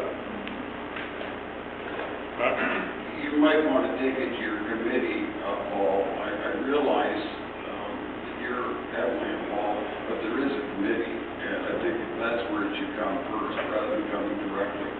And Peter's the chair of that committee. We call me.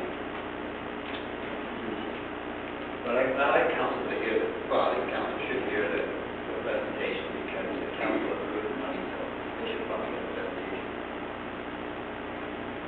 Yeah, we end up with that issue up at district where someone comes and delegates to a committee, and then they come to council and delegate to all of council, so. Well, Dave's on the committee anyway, so the equity's going to be talking about it anyway, but I think I can deal with the all council. So, do have a resolution here, moved by Councillor Bochek, seconded by Councillor Edwards. Be it resolved that the Committee of the Whole approve the agenda of the special budget meeting as circulated. Should only be circulated, right?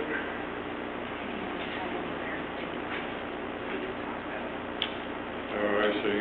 Okay, so we can ask for amendments even though it's special? Okay. Oh, from the delegations. So does anybody want to add anything from the delegations, or we just carry that on into the budget discussions? Think about it later. I don't see any requests, so it'll read as circulated. All those in favor? Carries. Sorry, Liaison. From that perspective, it would be useful to get some council feedback on the new request, the old request, all of this is budget based on the historically supported, but we would think like between $5,000 and $10,000, that's a big chunk of it, contrary to consensus that it's a small amount, that's a big amount to us. I thought she was asking 2 to 5. Certainly not quite. It would be useful for the treasurer to get some sense of new things that need old things. We've got a sense, but new things, unless you tell us, we don't know where you think. At the end of our agenda, we do have a spot here. We can insert things if we want to move forward on them. But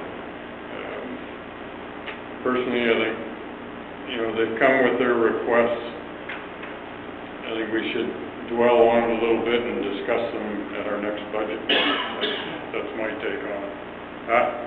I suggest, since they're new items, that they be circulated, the list of the new items be circulated out to the various associations in the township. That you have a list of now, various cottage associations which make up 85% of our population, just to find out whether they are in favor of these types of things.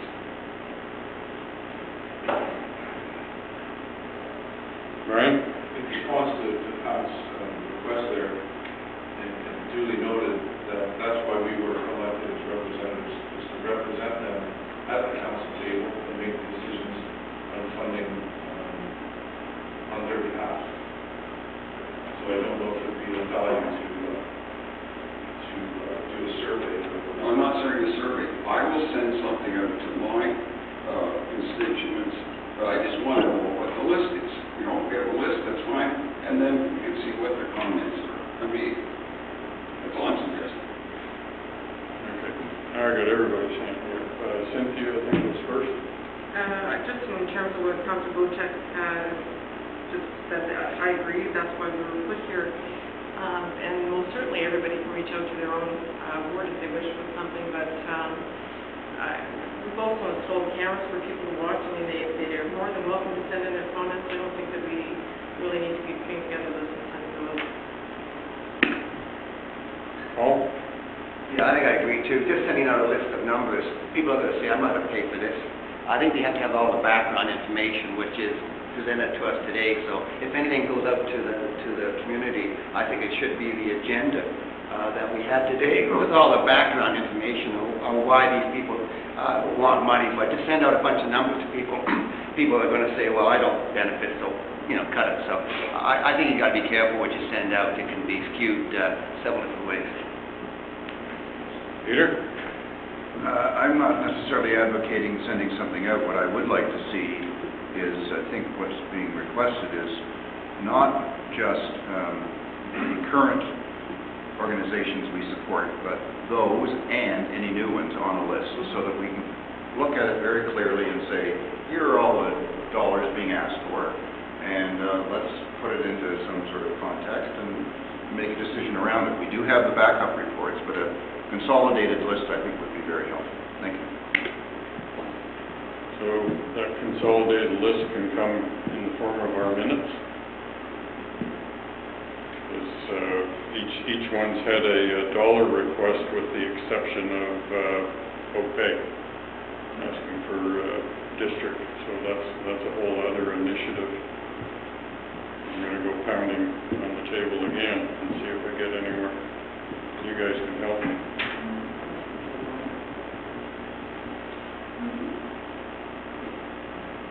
This list doesn't... Where am I at?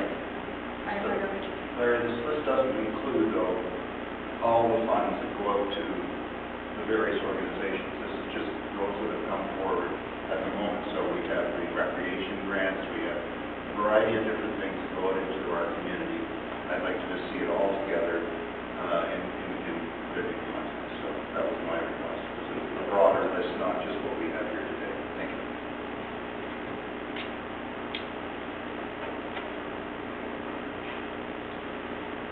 Okay. Fire.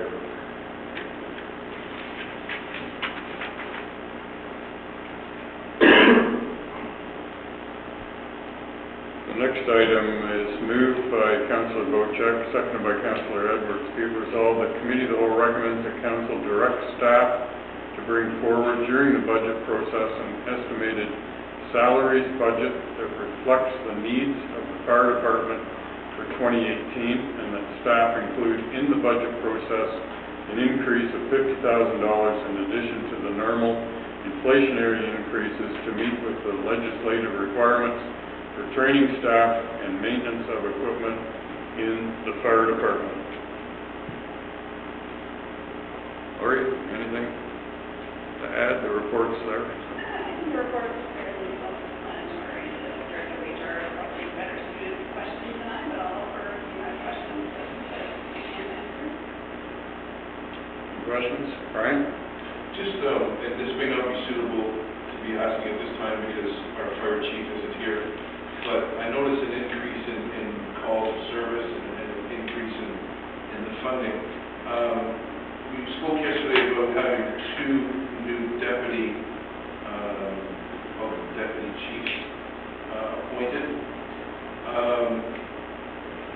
taken into consideration the budget for the fire department, I know we have 2 full-time employees, I believe. One who is a fire prevention officer, and then, of course, our fire chief. I'm just wondering, to look at ways to fund the fire department, I'm wondering the value of a fire prevention officer. I'm not sure what that brings to the table. I live in the township, nobody's ever come to my house and said, your smoke detectors aren't working, or your, whatever. So, Brian?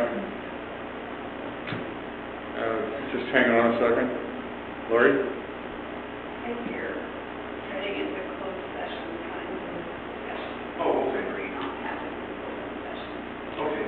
I was just trying to look at the overall budget for the fire department and just seeing how we're growing, and just had some questions about that, but if that's the case, then I'm sorry. In generality, municipality is required to have a fire prevention program. So you have to have what that looks like, because it's a department of one, to really have that special closed session. I think we've had that probably a time or two before, but probably not so great.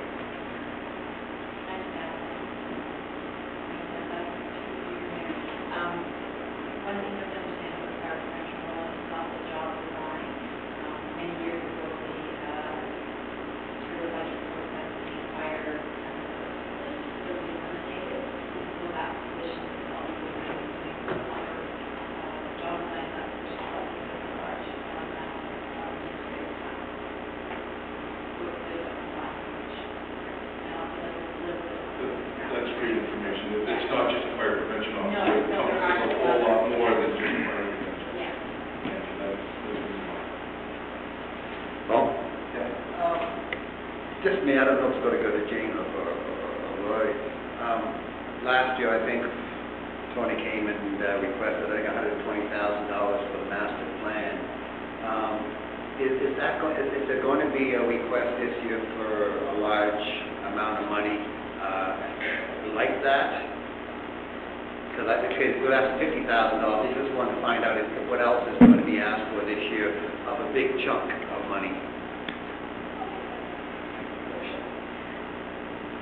It depends. The fire master plan is not finished yet, so we're making that. We know that the $120,000 was a place marker for implementation, and it's meant largely to be capital, although because we're not going to get done until the end of the year, we're probably going to use some of that money to fund the unbridge for this year. So what we'll need for next year, I'm not sure. What Tony's looking for here is operating dollars. The fire master plan is going to be capital, it's going to be trucks, water, the fire station. But I don't know what that's going to look like just yet, so I can't say yes or no. Yeah, okay, so to me, it sounds like maybe not to have a funding decrease in the fire department this year, even though we're giving 50, we're not asking for another 120, we might break even, something like that. So I'm just wondering if it's going to be a big increase next year, which is saying probably not.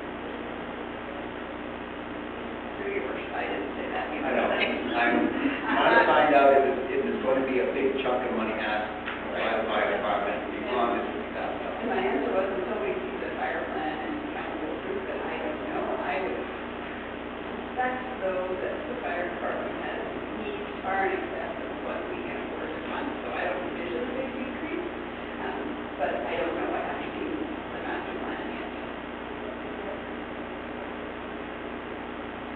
Any questions? Change the seconder, please.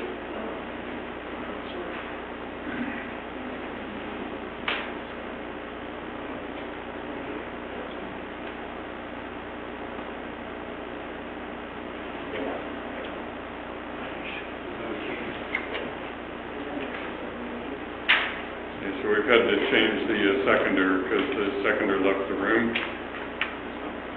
Any further questions? So I'll call the question. All those in favor? Carries.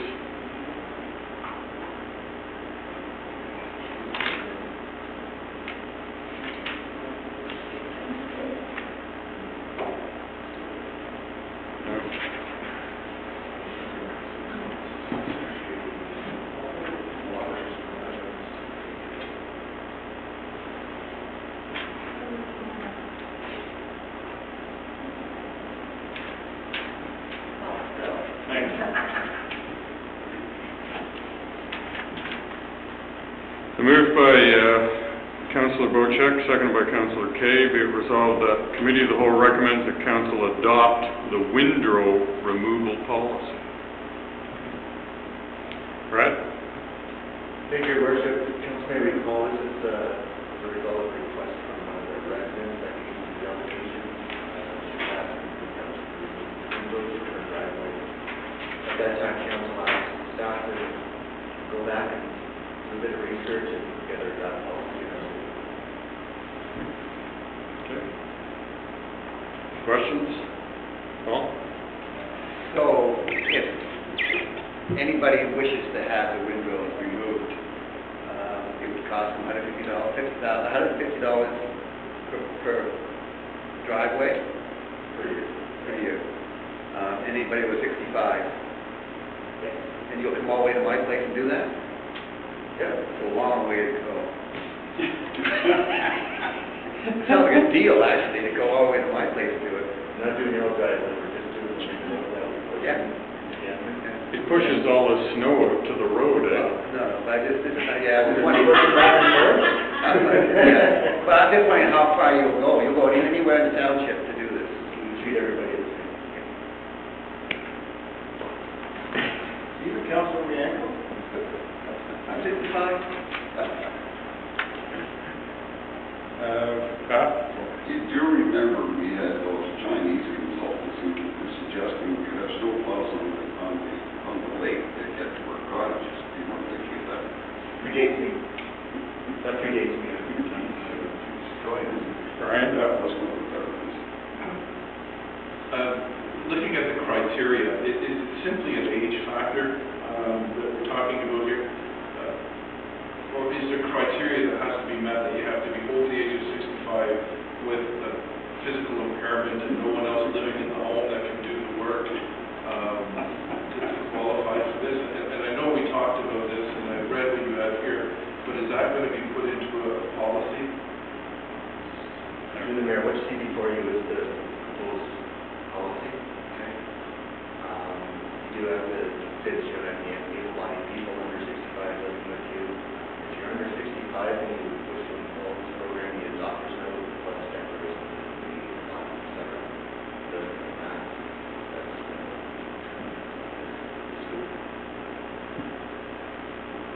Lori?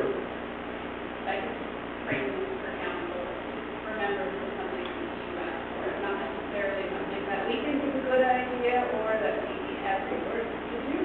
Couldn't be high on our list, but you asked us for money. So I think Brad advocating for this project, it's not. Say, I am not advocating for this project. So you've read the policy, Brian? I have. Page 29. Councillor Randall is right, he is over by this particular policy, and we're going to amend it anyway. I think it needs to be amended. That's what I was getting at, Paul. Most permanent retired people are here over 65, and most of the majority able-bodied. Living longer than I live right now, you got to be able-bodied. My 68-year-old neighbor shovels out mine right next morning. I don't think it should apply to me, but people that are able-bodied. I think you have to have some kind of doctor's certificate or medical certificate, or whatever that means. Through the mayor, that criteria is easy enough to do. I think it is. Pat? I'm almost certain that the city of Toronto is just an age-related one. So you're going to now ask them to get a doctor's note. The doctor's going to charge them for that note. And some doctors are going to say, you have to fill out a disability form, which is a 6-page form. I think it should just be age. I mean, right there. That's If I may, we looked at, I believe there were 4 other municipalities. Toronto wasn't one of them. And I don't believe that any of them require somebody over 65 to have a doctor's note. Yeah, only they had a disability. But, sorry, if I can just add one, but it did limit the number of people they would be. Or did they? Cynthia? I think if we don't put some sort of cap on in some way, we're going to open up a can of worms, because half the people in this township are over the age of 65, unfortunately. So we could have our resources, which we don't have to begin with, tied up on a regular basis. So in my opinion, it should be someone provides a note from the doctor, must be over the age of 65, or even under the age of 65 with a note from the doctor with a disability, whatever protocol they have to go through. Otherwise, we're going to have our resources tied up quite a bit, I would say. All right. So basically with this proposal here, council has a decision to make. I believe we've had one request from one resident to do this. So council really has a decision to make whether they want to fund this or get involved in this or just say no and move on without it. Is that what I'm... Correct. Okay. So, and that would happen at a later council meeting? Why don't we do a 1-year test?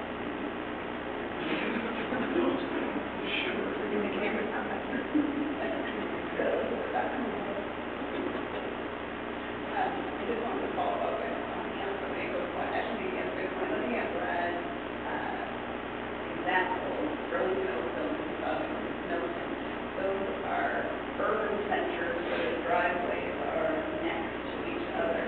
And to Councilor Bojack's point, I always say, I think sometimes we hit a fly with a hammer, where we had one request. So I would suggest you think carefully about whether it's a program that you wish to embark in or not. We brought it to you because we had you asked, but not because we're passionate about doing it. We didn't find any examples of municipalities like ours that provide that service. Cynthia and then Paul. So my personal feeling on this is that we don't even embark on this because it's only been a one-off. That's the first thing. But there's other ways that person could, by the time they pay for the fee, they probably pay a kid or a contractor that does stuff on to come and clean out there. And then we're not embarking on this at all. That, personally, I would not even go into this. I was going to say we just keep it to the urban centers, but and not go into the rural, because you'll be out there all day. If I'm the only guy up in my area, I want you up there every day. There's no way that's not practical. But I think in the urban areas, I think it maybe makes sense. I think MacTier has a lot of elderly people, and I can see a program in MacTier if you want to just try it out in MacTier and see how that goes. But and I don't know around, you know more about Port 7 than I do about the elderly people down here, but I think we should just keep this to the urban centers if we do anything. I do go back also one request. Yeah. And I know that in the cities that Brad has put in your Burlington as well, they also offer a lawn cutting service to people over 65. If the lawn gets too tall, it becomes an eyesore in the neighborhood. So we have to look at where we're spending money and why we're spending money and use our funds that we have to help the majority, not just ones and twos. Even though she didn't know. Peter? I happen to agree with Brian and others that I think we'd be ill-advised to start this.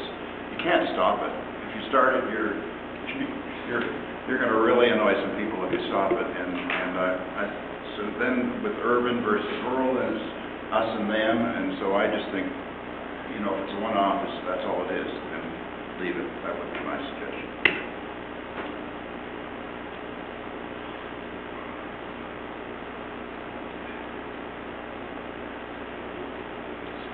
Huh? Who's going to, you're going to be doing the billing and collecting? Mr. Mayor, it has to be paid up front before the winter. I have before the winter, we're not going to bill after the taxes and everything. It doesn't snow. I wouldn't touch this with a 10-foot pole, not with one person, because you're going to get all sorts of different things. And what is a disability? Take a look at the disability form CRA report. tin feet, you know, you got 2 legs. I mean, how are you going to decide that? I mean, nobody over 65 probably should be shoveling their driveway in the first place because, you know, it is a source of many heart attacks. Starting to feel awful decrepit here. I'm older than you are. Larry, I think we did task our operations director, we asked him to do this Yeah, report. we did. And he brought the report back to us, and now when we see the actual report, we can make an educated decision if we want to fund this or move forward with this, or just stop it. And I don't know if it's proper to do that today, and not carry it out. I would like to have a defer it. I'll vote on that. Paul, I think your driveway is being good.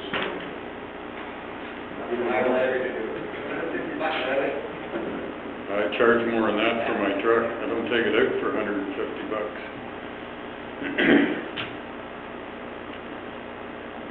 So I guess I'll call the vote on this. All those in favor? Opposed? It's defeated.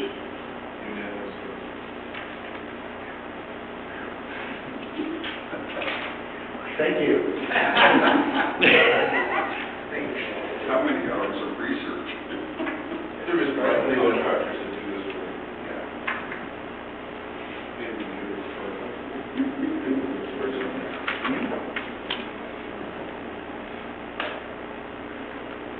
Actually, Jessica asked a question. Isn't there some sort of a program up in Mactier to help the elderly? So they do, they pull us all together, and they know who, some of the elderly people are, and the disabled people, and we do their loans. Ideally, because I have participated with the council, which I can enjoy.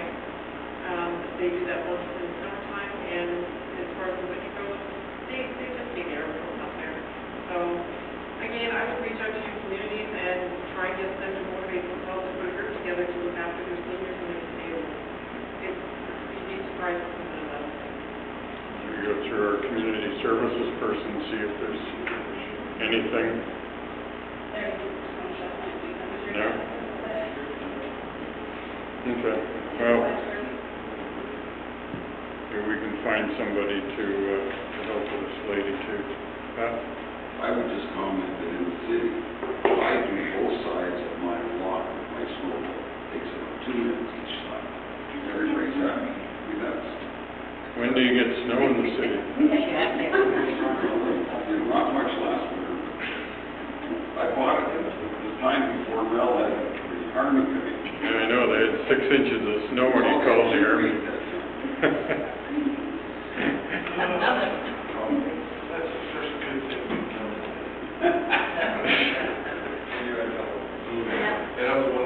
Okay.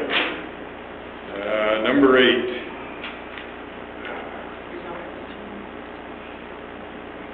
So moved by Mr. Bochek and seconded by Councillor Douglas.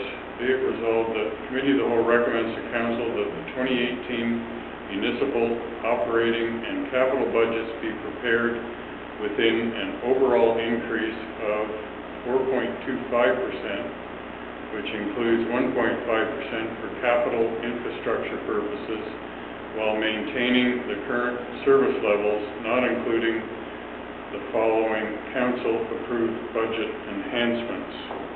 And we can insert enhancements in this resolution. So, Jane, you had something you wanted to add? Yes, as in prior years, the Budget Guidelines Report includes several inputs for committee's consideration to provide staff direction to prepare the first draft of the 2018 budget. The first input is the projected inflation calculation on the operating budget components, such as salaries and benefits, fuel, utilities, and insurance. Staff have calculated the municipal price index for the operating budget to be 2.75%, and recommend that committee sets the guidelines for the operating levy at 2.75% in order to maintain the current levels of service. And we would need to amend that now to be 3.75% to include the volunteer firefighter enhancement just approved.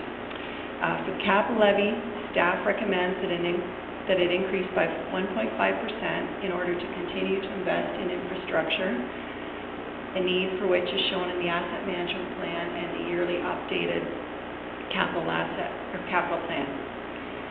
The second budget input included in the report is the results of the community survey. Again this year, less than 2% of the population have completed the survey. The majority of respondents want to maintain services, yet do not support a tax increase, which is difficult to do given the impact of inflation.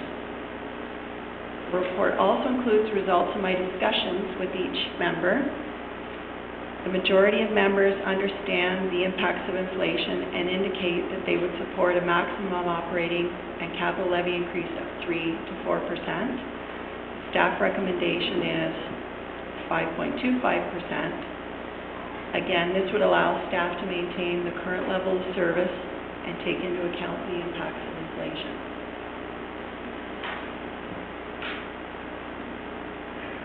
Well, who's first? Peter. Well, 5.25% is pretty high. That's all I have to say. That's what, 1% overall, roughly? Pardon? For the whole? 5.25% overall. Yeah, that's for the township portion. Correct. Which is roughly 25%. Oh, sorry, yes, correct. Okay, so 1.25%, something like that overall. Could be, yep. Pat? First of all, a couple of comments. I fully support the capital needs to be the first item on the budget and needs to be maintained. And that's obviously the message we're getting from the province, but I think our financial people are on top of this. I understand what Larry's referring to, but, you know, I think we're sort of going with a loaded gun. What happens if the district comes in with a 4% increase? People are going to look at this and say, wow. So I have a problem with 5. I really do. I would really like to see it 3.95 or something like that. So if somebody came to me and said, there's no cash, what would you do? We should have that. You know, where could you cut? I mean, if they came in and said there's no money, what do you do? Through the chair, that's why we do have reserves that we could draw on if there were extreme circumstances.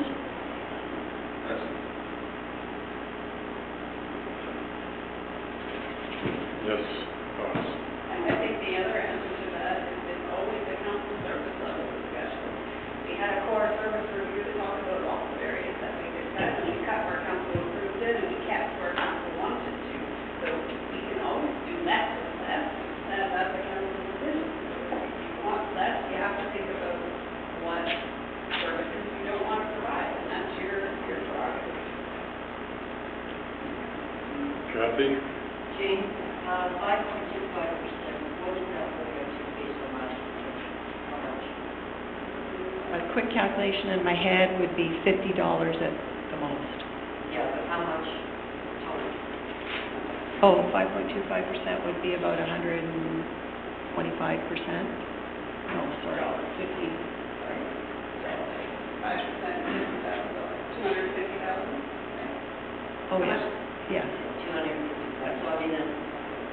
That's what it is. Of which 50,000 is 5. I'm going to come over here first, Peter. Yeah, I think we need to examine, it's not just the core services, but really anything that we're spending money on, and core services could be one of the things, but we have people coming this morning for funding, for example, and maybe we need to take a very hard look at this, and I still say I have a difficult time with 5.25%. The resolution has 4.25% in it. Plus any enhancements, so that would increase it. I see. Yeah. It'd either alter it to 5.25 or add the volunteer firefighter enhancement. Well, I think even with the enhancements, I think you're going to have trouble with, I'm going to have trouble with support anything over 3.5. I don't think we need to cut services. I think we need to, maybe the fire department doesn't get all the equipment they need this year, or maybe we don't do all the roads we're supposed to be doing next year, but there are ways of cutting the budget, some of the bigger ticket items and so on, but I'm going to have problems approving anything over 3.5, and that includes any enhancements to any enhancements that we have. So that's kind of where I stand right now. Brian, I haven't heard from you yet. Jane, I'm not an accountant. I know a little bit about accounting. The reserves, the capital reserves that we have built because it was depleted so far from previous terms, we've grown it to a point now where I think it's important we maintain what we have, but do we need to keep growing that fund and keep allocating dollars to that fund? Or, could be way off base here, but I think we're close to $12 million in reserve capital. If you could enlighten me on that and explain to me why it would be important to grow this instead of just maintaining, because I think from my understanding from the last year's budget, we were quite satisfied with where we were and how we had got there, and if this is an ever-increasing thing every year, it's going to become part of the increase of it. Through the chair, I don't have the reserve balance with me. I don't believe it's anywhere near 12 million. And the capital increase isn't necessarily to increase the reserve funds, but to invest in the projects each year. And we have the fire master plan, coming shortly, that we don't know the potential of its impact. And the 10-year capital plan, as well as the asset management plan, show that we need continued investment. The 1.5% isn't even keeping up to inflation. The inflation on the non-residential rate this year was 3.9%, and we've been able to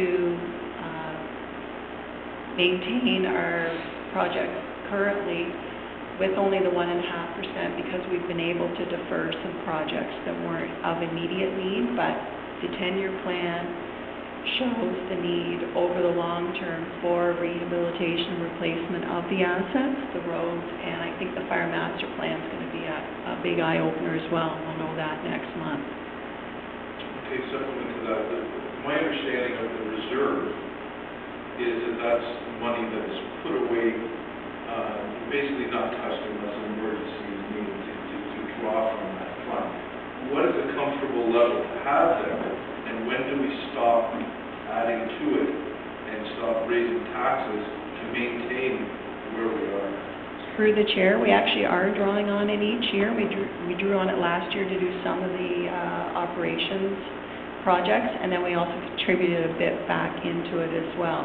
I took a financial indicators report last year, and another one will be coming based on our reserve levels compared to other similar sized municipalities, and we are right where we want to be now, so we need to maintain that.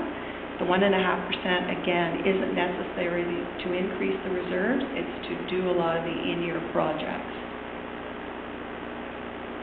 Okay, I think probably everybody here understands that, except for me, so maybe we can have a little talk. Perhaps the CAO, perhaps the CAO could. Okay, we'll let other questions carry on. Maria, you had something on that?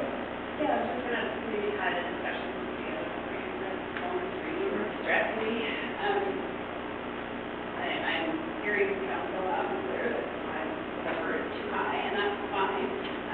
Pick a number that you're comfortable with, and we will work towards that. Just recognize that we will do it with a variety of different methods, which will be looking at our operations carefully. It will be looking at doing maybe not as much into the reserves as we're comfortable with, and not as much capital. So it'll have to be a balance. If we're not doing such inflation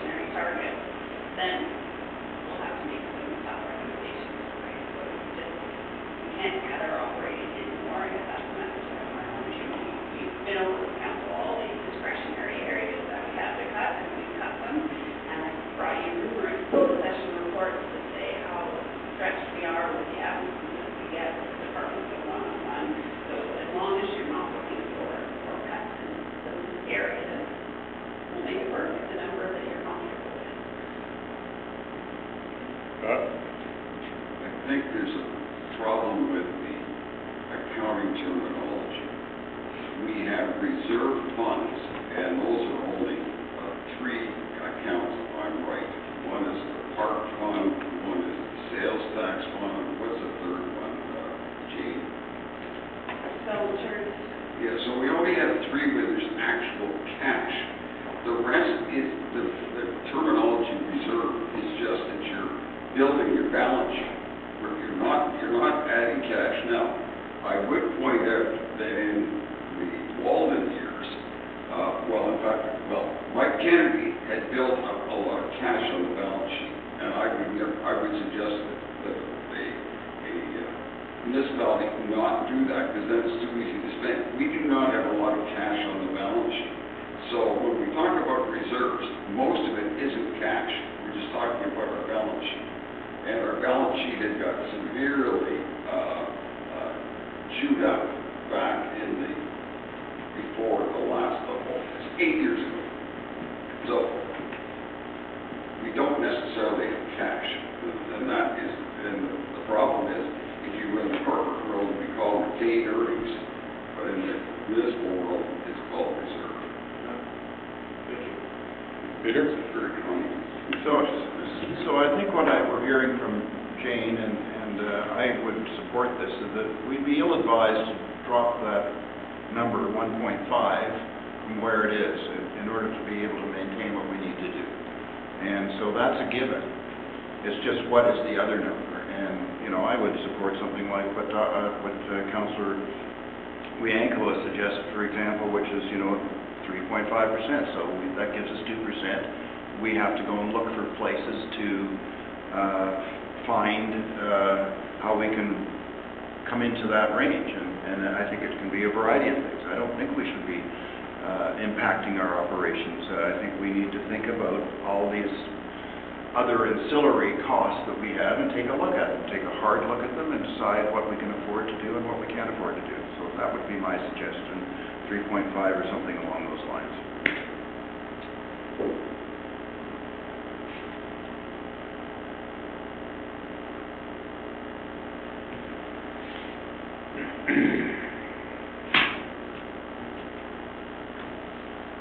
All right. Anyone in the finance world, a lot of this matters to you. What really matters to most of the constituents is, on an average home of $300,000 or $200,000, whatever you want to use for a rate, what would they realize in an increase dollar-wise in their tax bill next year? So if you were to go ahead with your 5.25%, taking in what you project district to be at, the province to be at, what would the average increase, what would the average person see as an increase? Through the chair, that's the figure of $50 I previously gave to Kathy. I don't have it calculated, but I'm sure it would be no more than that. There was a slide last year on my budget presentation that showed that exactly, and I think it was around $20, $30, so I think it would be 50 at the most. Based on a home worth $200,000, I think it was in your chart last year. Yep, and it's, who knows what the district and education would do. That's why I'm saying perhaps around 50, but we're... And my question is, what effect does going from 5.25% down to 3.25% relate to in the way of dollars for a $200,000 house? Almost nothing. That's the thing council tends to get, council tends to get, because the number is what gets publicized, but the actual dollars on the impact, whether you're 2% or 4%, it's marginal. Yeah. That's what I thought. Yeah. So at 3.5%, it may be $45, and at 5.5% it's $50. Is that what I'm hearing? I think these estimates are high. Yeah. I think they're well on the high end. I would be in the 20 to 30 range would be my guess. Impact the average, but I think we're trying to be conservative, to be fair. Okay, good information. I am sure that the senior staff has ideas. I mean, Gloria, you tell us it's our responsibility responsibility to say what we want. I would really like, even if it was on a no-names basis, as to what the group thinks, these clowns, the guys, those of us that are councillors, what you would do if you were running the place. I mean, are there things that, because you're saying it's our call, but you're the ones who've had experience in other municipalities, etc. Is there anything you would have done? We did that exercise as part of the services review, and they came back with things like, why do we enforce camping on the lake? Why do we do all this water quality stuff when it's not our responsibility? There are lots of things that aren't core municipal business, the council chose they can't keep them. So I think we've been down that road before and provided you our input, and the places that we could cut, like recreation programming, we brought those things and you accepted those recommendations, but there were other ones that you didn't. So at this point, it really is up to the service that you want to provide. Peter? I'd just like to remind us of a couple of things. One is that regardless of whether it's $50 or $45 or $35, our constituents still are highly mindful of what the percentage increase is. So I think we need to think about that. And the other point I would make is that if we were to look at this township, because there's so many of our residents have waterfront, it's not $200,000, it's $500,000, or it's $1 million, or it's $2 million. That's a lot of money. So the 3.5 versus the 5.5 becomes a much bigger number, and I just think we need to remember that we are waving a bit of a red flag when we are up over 5.25%. So that's why I would urge that we focus more at 3.5%. Thank you.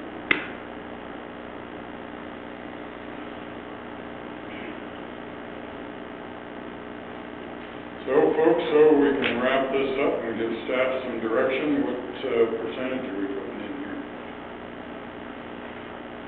I would like to see them try and work with 3.25% to 3.5%. I think that's a fair increase that we can justify to our constituents without having any great big capital projects on the horizon, like a new park or new marina or whatever. I think we have a responsibility to try and control spending, and I don't think I'm going to have a problem with 3.25% to 3.5%. And that includes capital at 1.5%, and what about the enhancements? Including the enhancements? And I think it's incumbent upon council to look at who we're funding and where those dollars are being spent, and if they don't directly relate to our constituents and the core municipal responsibilities, I think we should reevaluate some of those.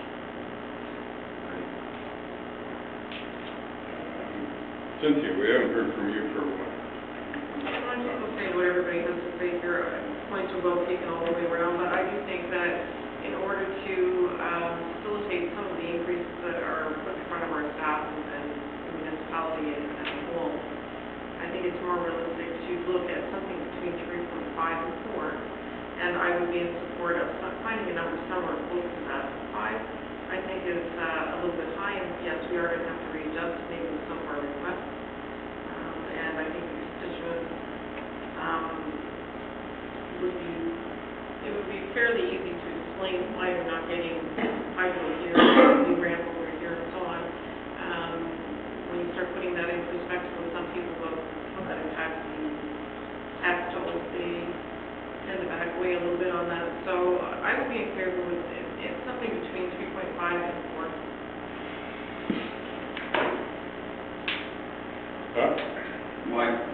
I was well on the same wavelength with Cynthia. We cannot put out a 4 number. You can put out a 3.9 and 3.8, but I cannot believe we should be putting out anything over 4. But I would suggest, there were some of us who were involved in the core services, but that's only 3 of us. And 4 other members on council who weren't here at that time. So I think it wouldn't be a bad idea to kick that can around. And also, give us your gut calls as to what you would tell us. Even if it's on a no-names basis.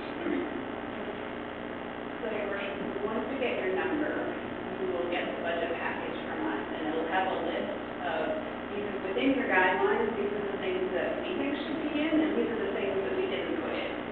And that will be our feedback, and then it's up to council to say, well, you get it wrong, and we don't want that one, but we want this one. That's the advantage of having a finance year CAO. Sorry, I'm taking over Dave's thunder. I'm going to go off topic here for a second. I've just received information from Larry Hope about the school. Just an update. We've reached an agreement with the Catholic Board this morning for the use of Our Lady of Mercy. We will begin parent and public communication today, and he's already sent some out to the public. We'll talk about space, etc. in September, if that's okay with you. And that's so good news for today. Thanks to Kathy on that. Good stuff. You've got an email from him. I got it too. Yeah, it just came.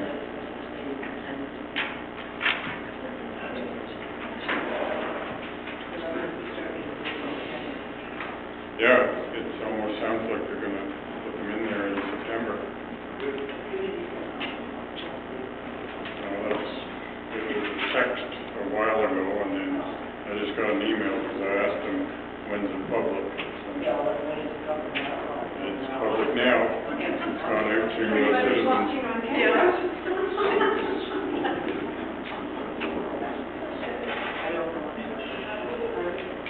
It's bigger. They do have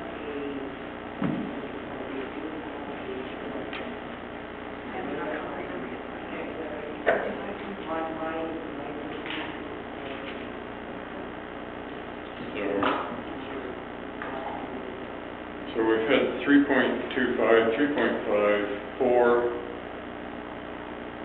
Okay, just one more comment on that. I think in order to give the staff the opportunity to start calling something back from 5.25, if they can pull it back to 4, we always have another opportunity to take a look at the list from that and try and call back maybe a couple more things to get it down to 2.9 or 3.75 or whatever it is. But I would hate to see a major chop going on here without that second opportunity. I personally think that we should put it at 4% and give it an opportunity to take a look at what the first preliminary impact is.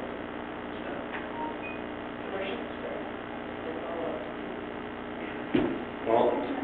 No, I was going to say that what I would hate to see is that it would come back and say 4%, and then they could list all the grants, and none of the grants are included. I think some of the grants should be included in that 3.5 or 4%. So I don't know where Lori stands on some of the stuff that came in today, but I hate to say that as, it comes back at 4%. They say, well, if you want any of these grants, you're going to get the 5.2 for the thing. So I think some of these grants have to be included, maybe not all of them, but I think they have to be included in whatever 3.5. Why don't we just say between 3.5 and 4? Put that in there and... 3.95. Yeah, it's like 3.5 to 3.95, and we'll leave it at that, and then we can go from there. Larry? 3.95 is fine. I was going to say it for the councillors, I was point, you can always put in your resolution that the first draft comes back, so then if people are excited about that, then it's not final, it's just you direct it to the first draft. Maybe it says that already. No, it doesn't, but I can easily add it. Let's put that in. We need to see the budget in front of us. Yep, and the council may, I think I have a fairly good sense of what council as a whole will support and won't support. I won't say we'll get 100% right, and that's why you get the two lists, in and out, and then you switch, but I wasn't envisioning a budget that didn't have any.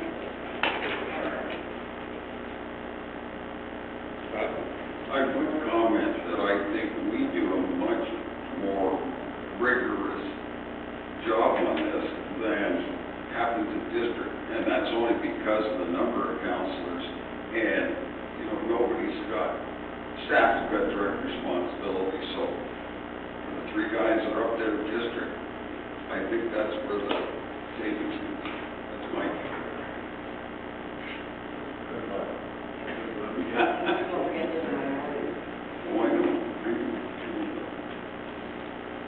Mark?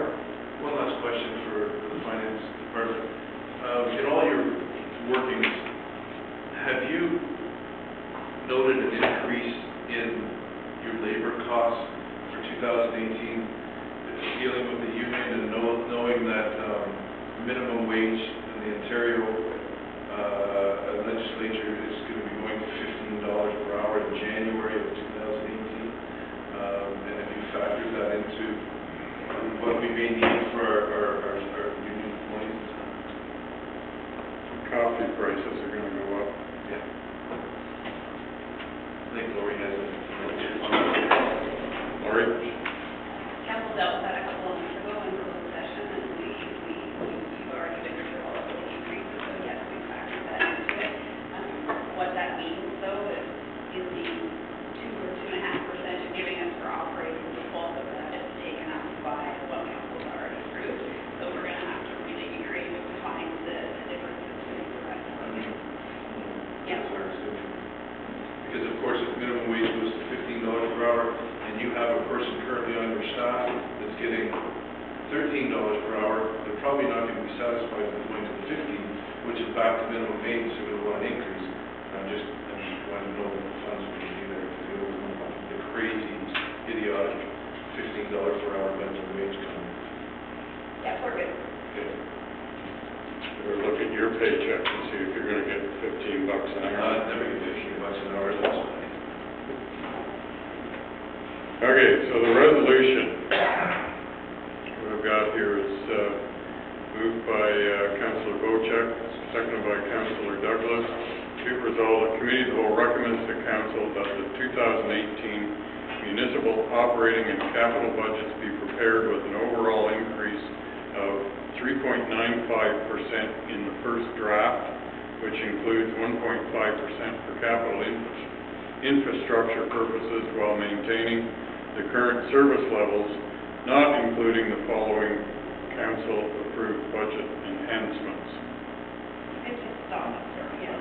I think, we've got the fire services in there, so it's got to include that.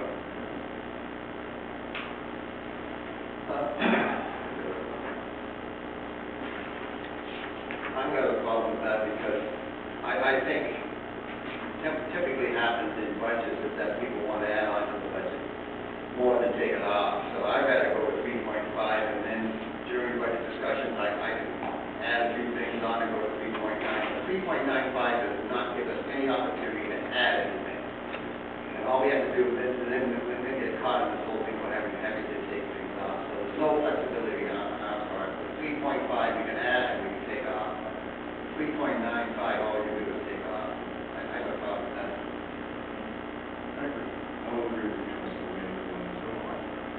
So now we're dropping. 3.5 and give us flexibility. And I go to 3.599 after we have a healthy discussion. Lots of opportunities.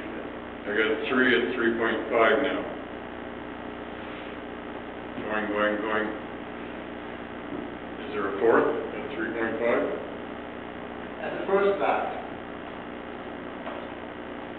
Sure, why not? She's going to get Now I got 4. Okay. Amend it again. It's just a framework that's allowed to work within. So the first draft.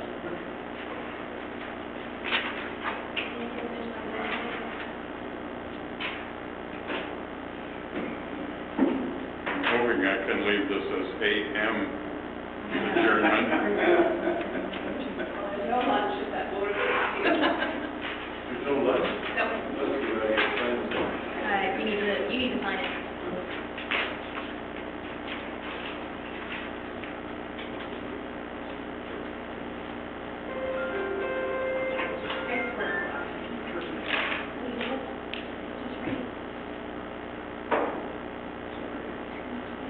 There should be a jar that we put $5 every time that let these things go on. Or a jar with water in it. It goes to the capital reserve fund.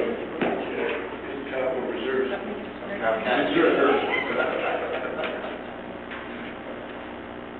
Okay, we're at 3.5%, and that includes the volunteer firefighter tonight? Okay. So, you got any more suggestions? That includes all the enhancements, is it correct? Yeah. Not just the fire. Okay, thank you. It includes the fire, recognizing that we'll have to look at our capital and our reserve transfers carefully to make it all. Good.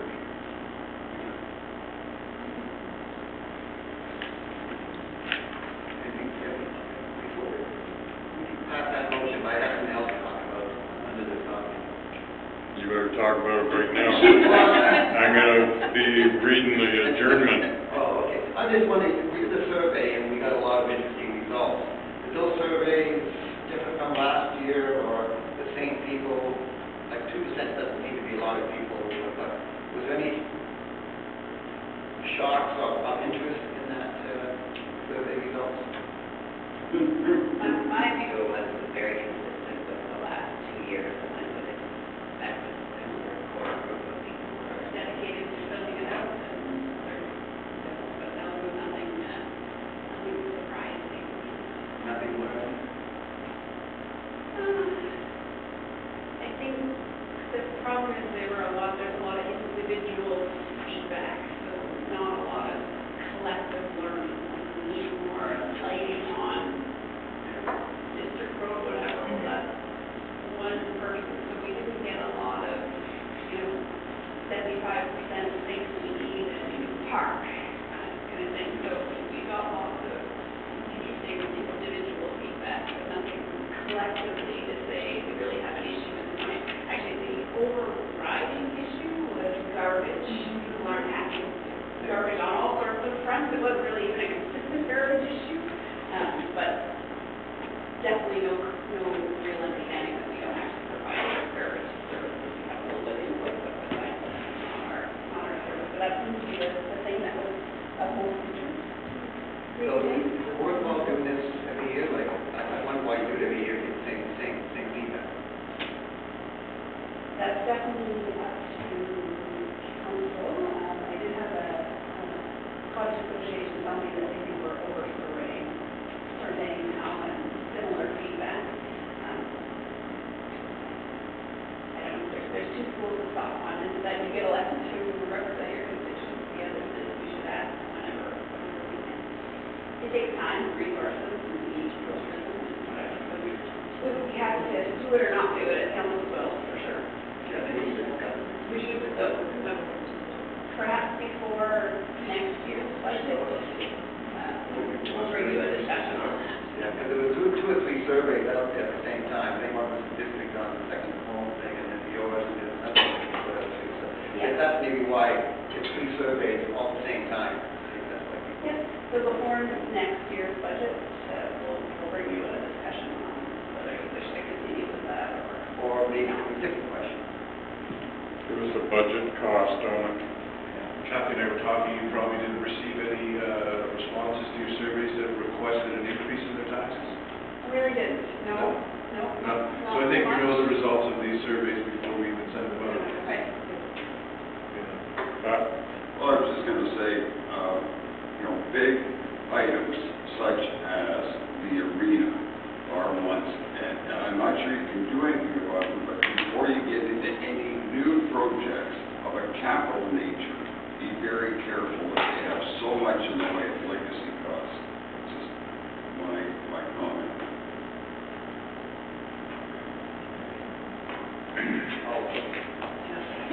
Final. All those in favor? Carries. Be resolved that committee of the whole is now adjourned. The special budget meeting at 11:53 a.m. until Tuesday, September 12, 2017 at 9 a.m. or to call the chair. All those in favor? Carries.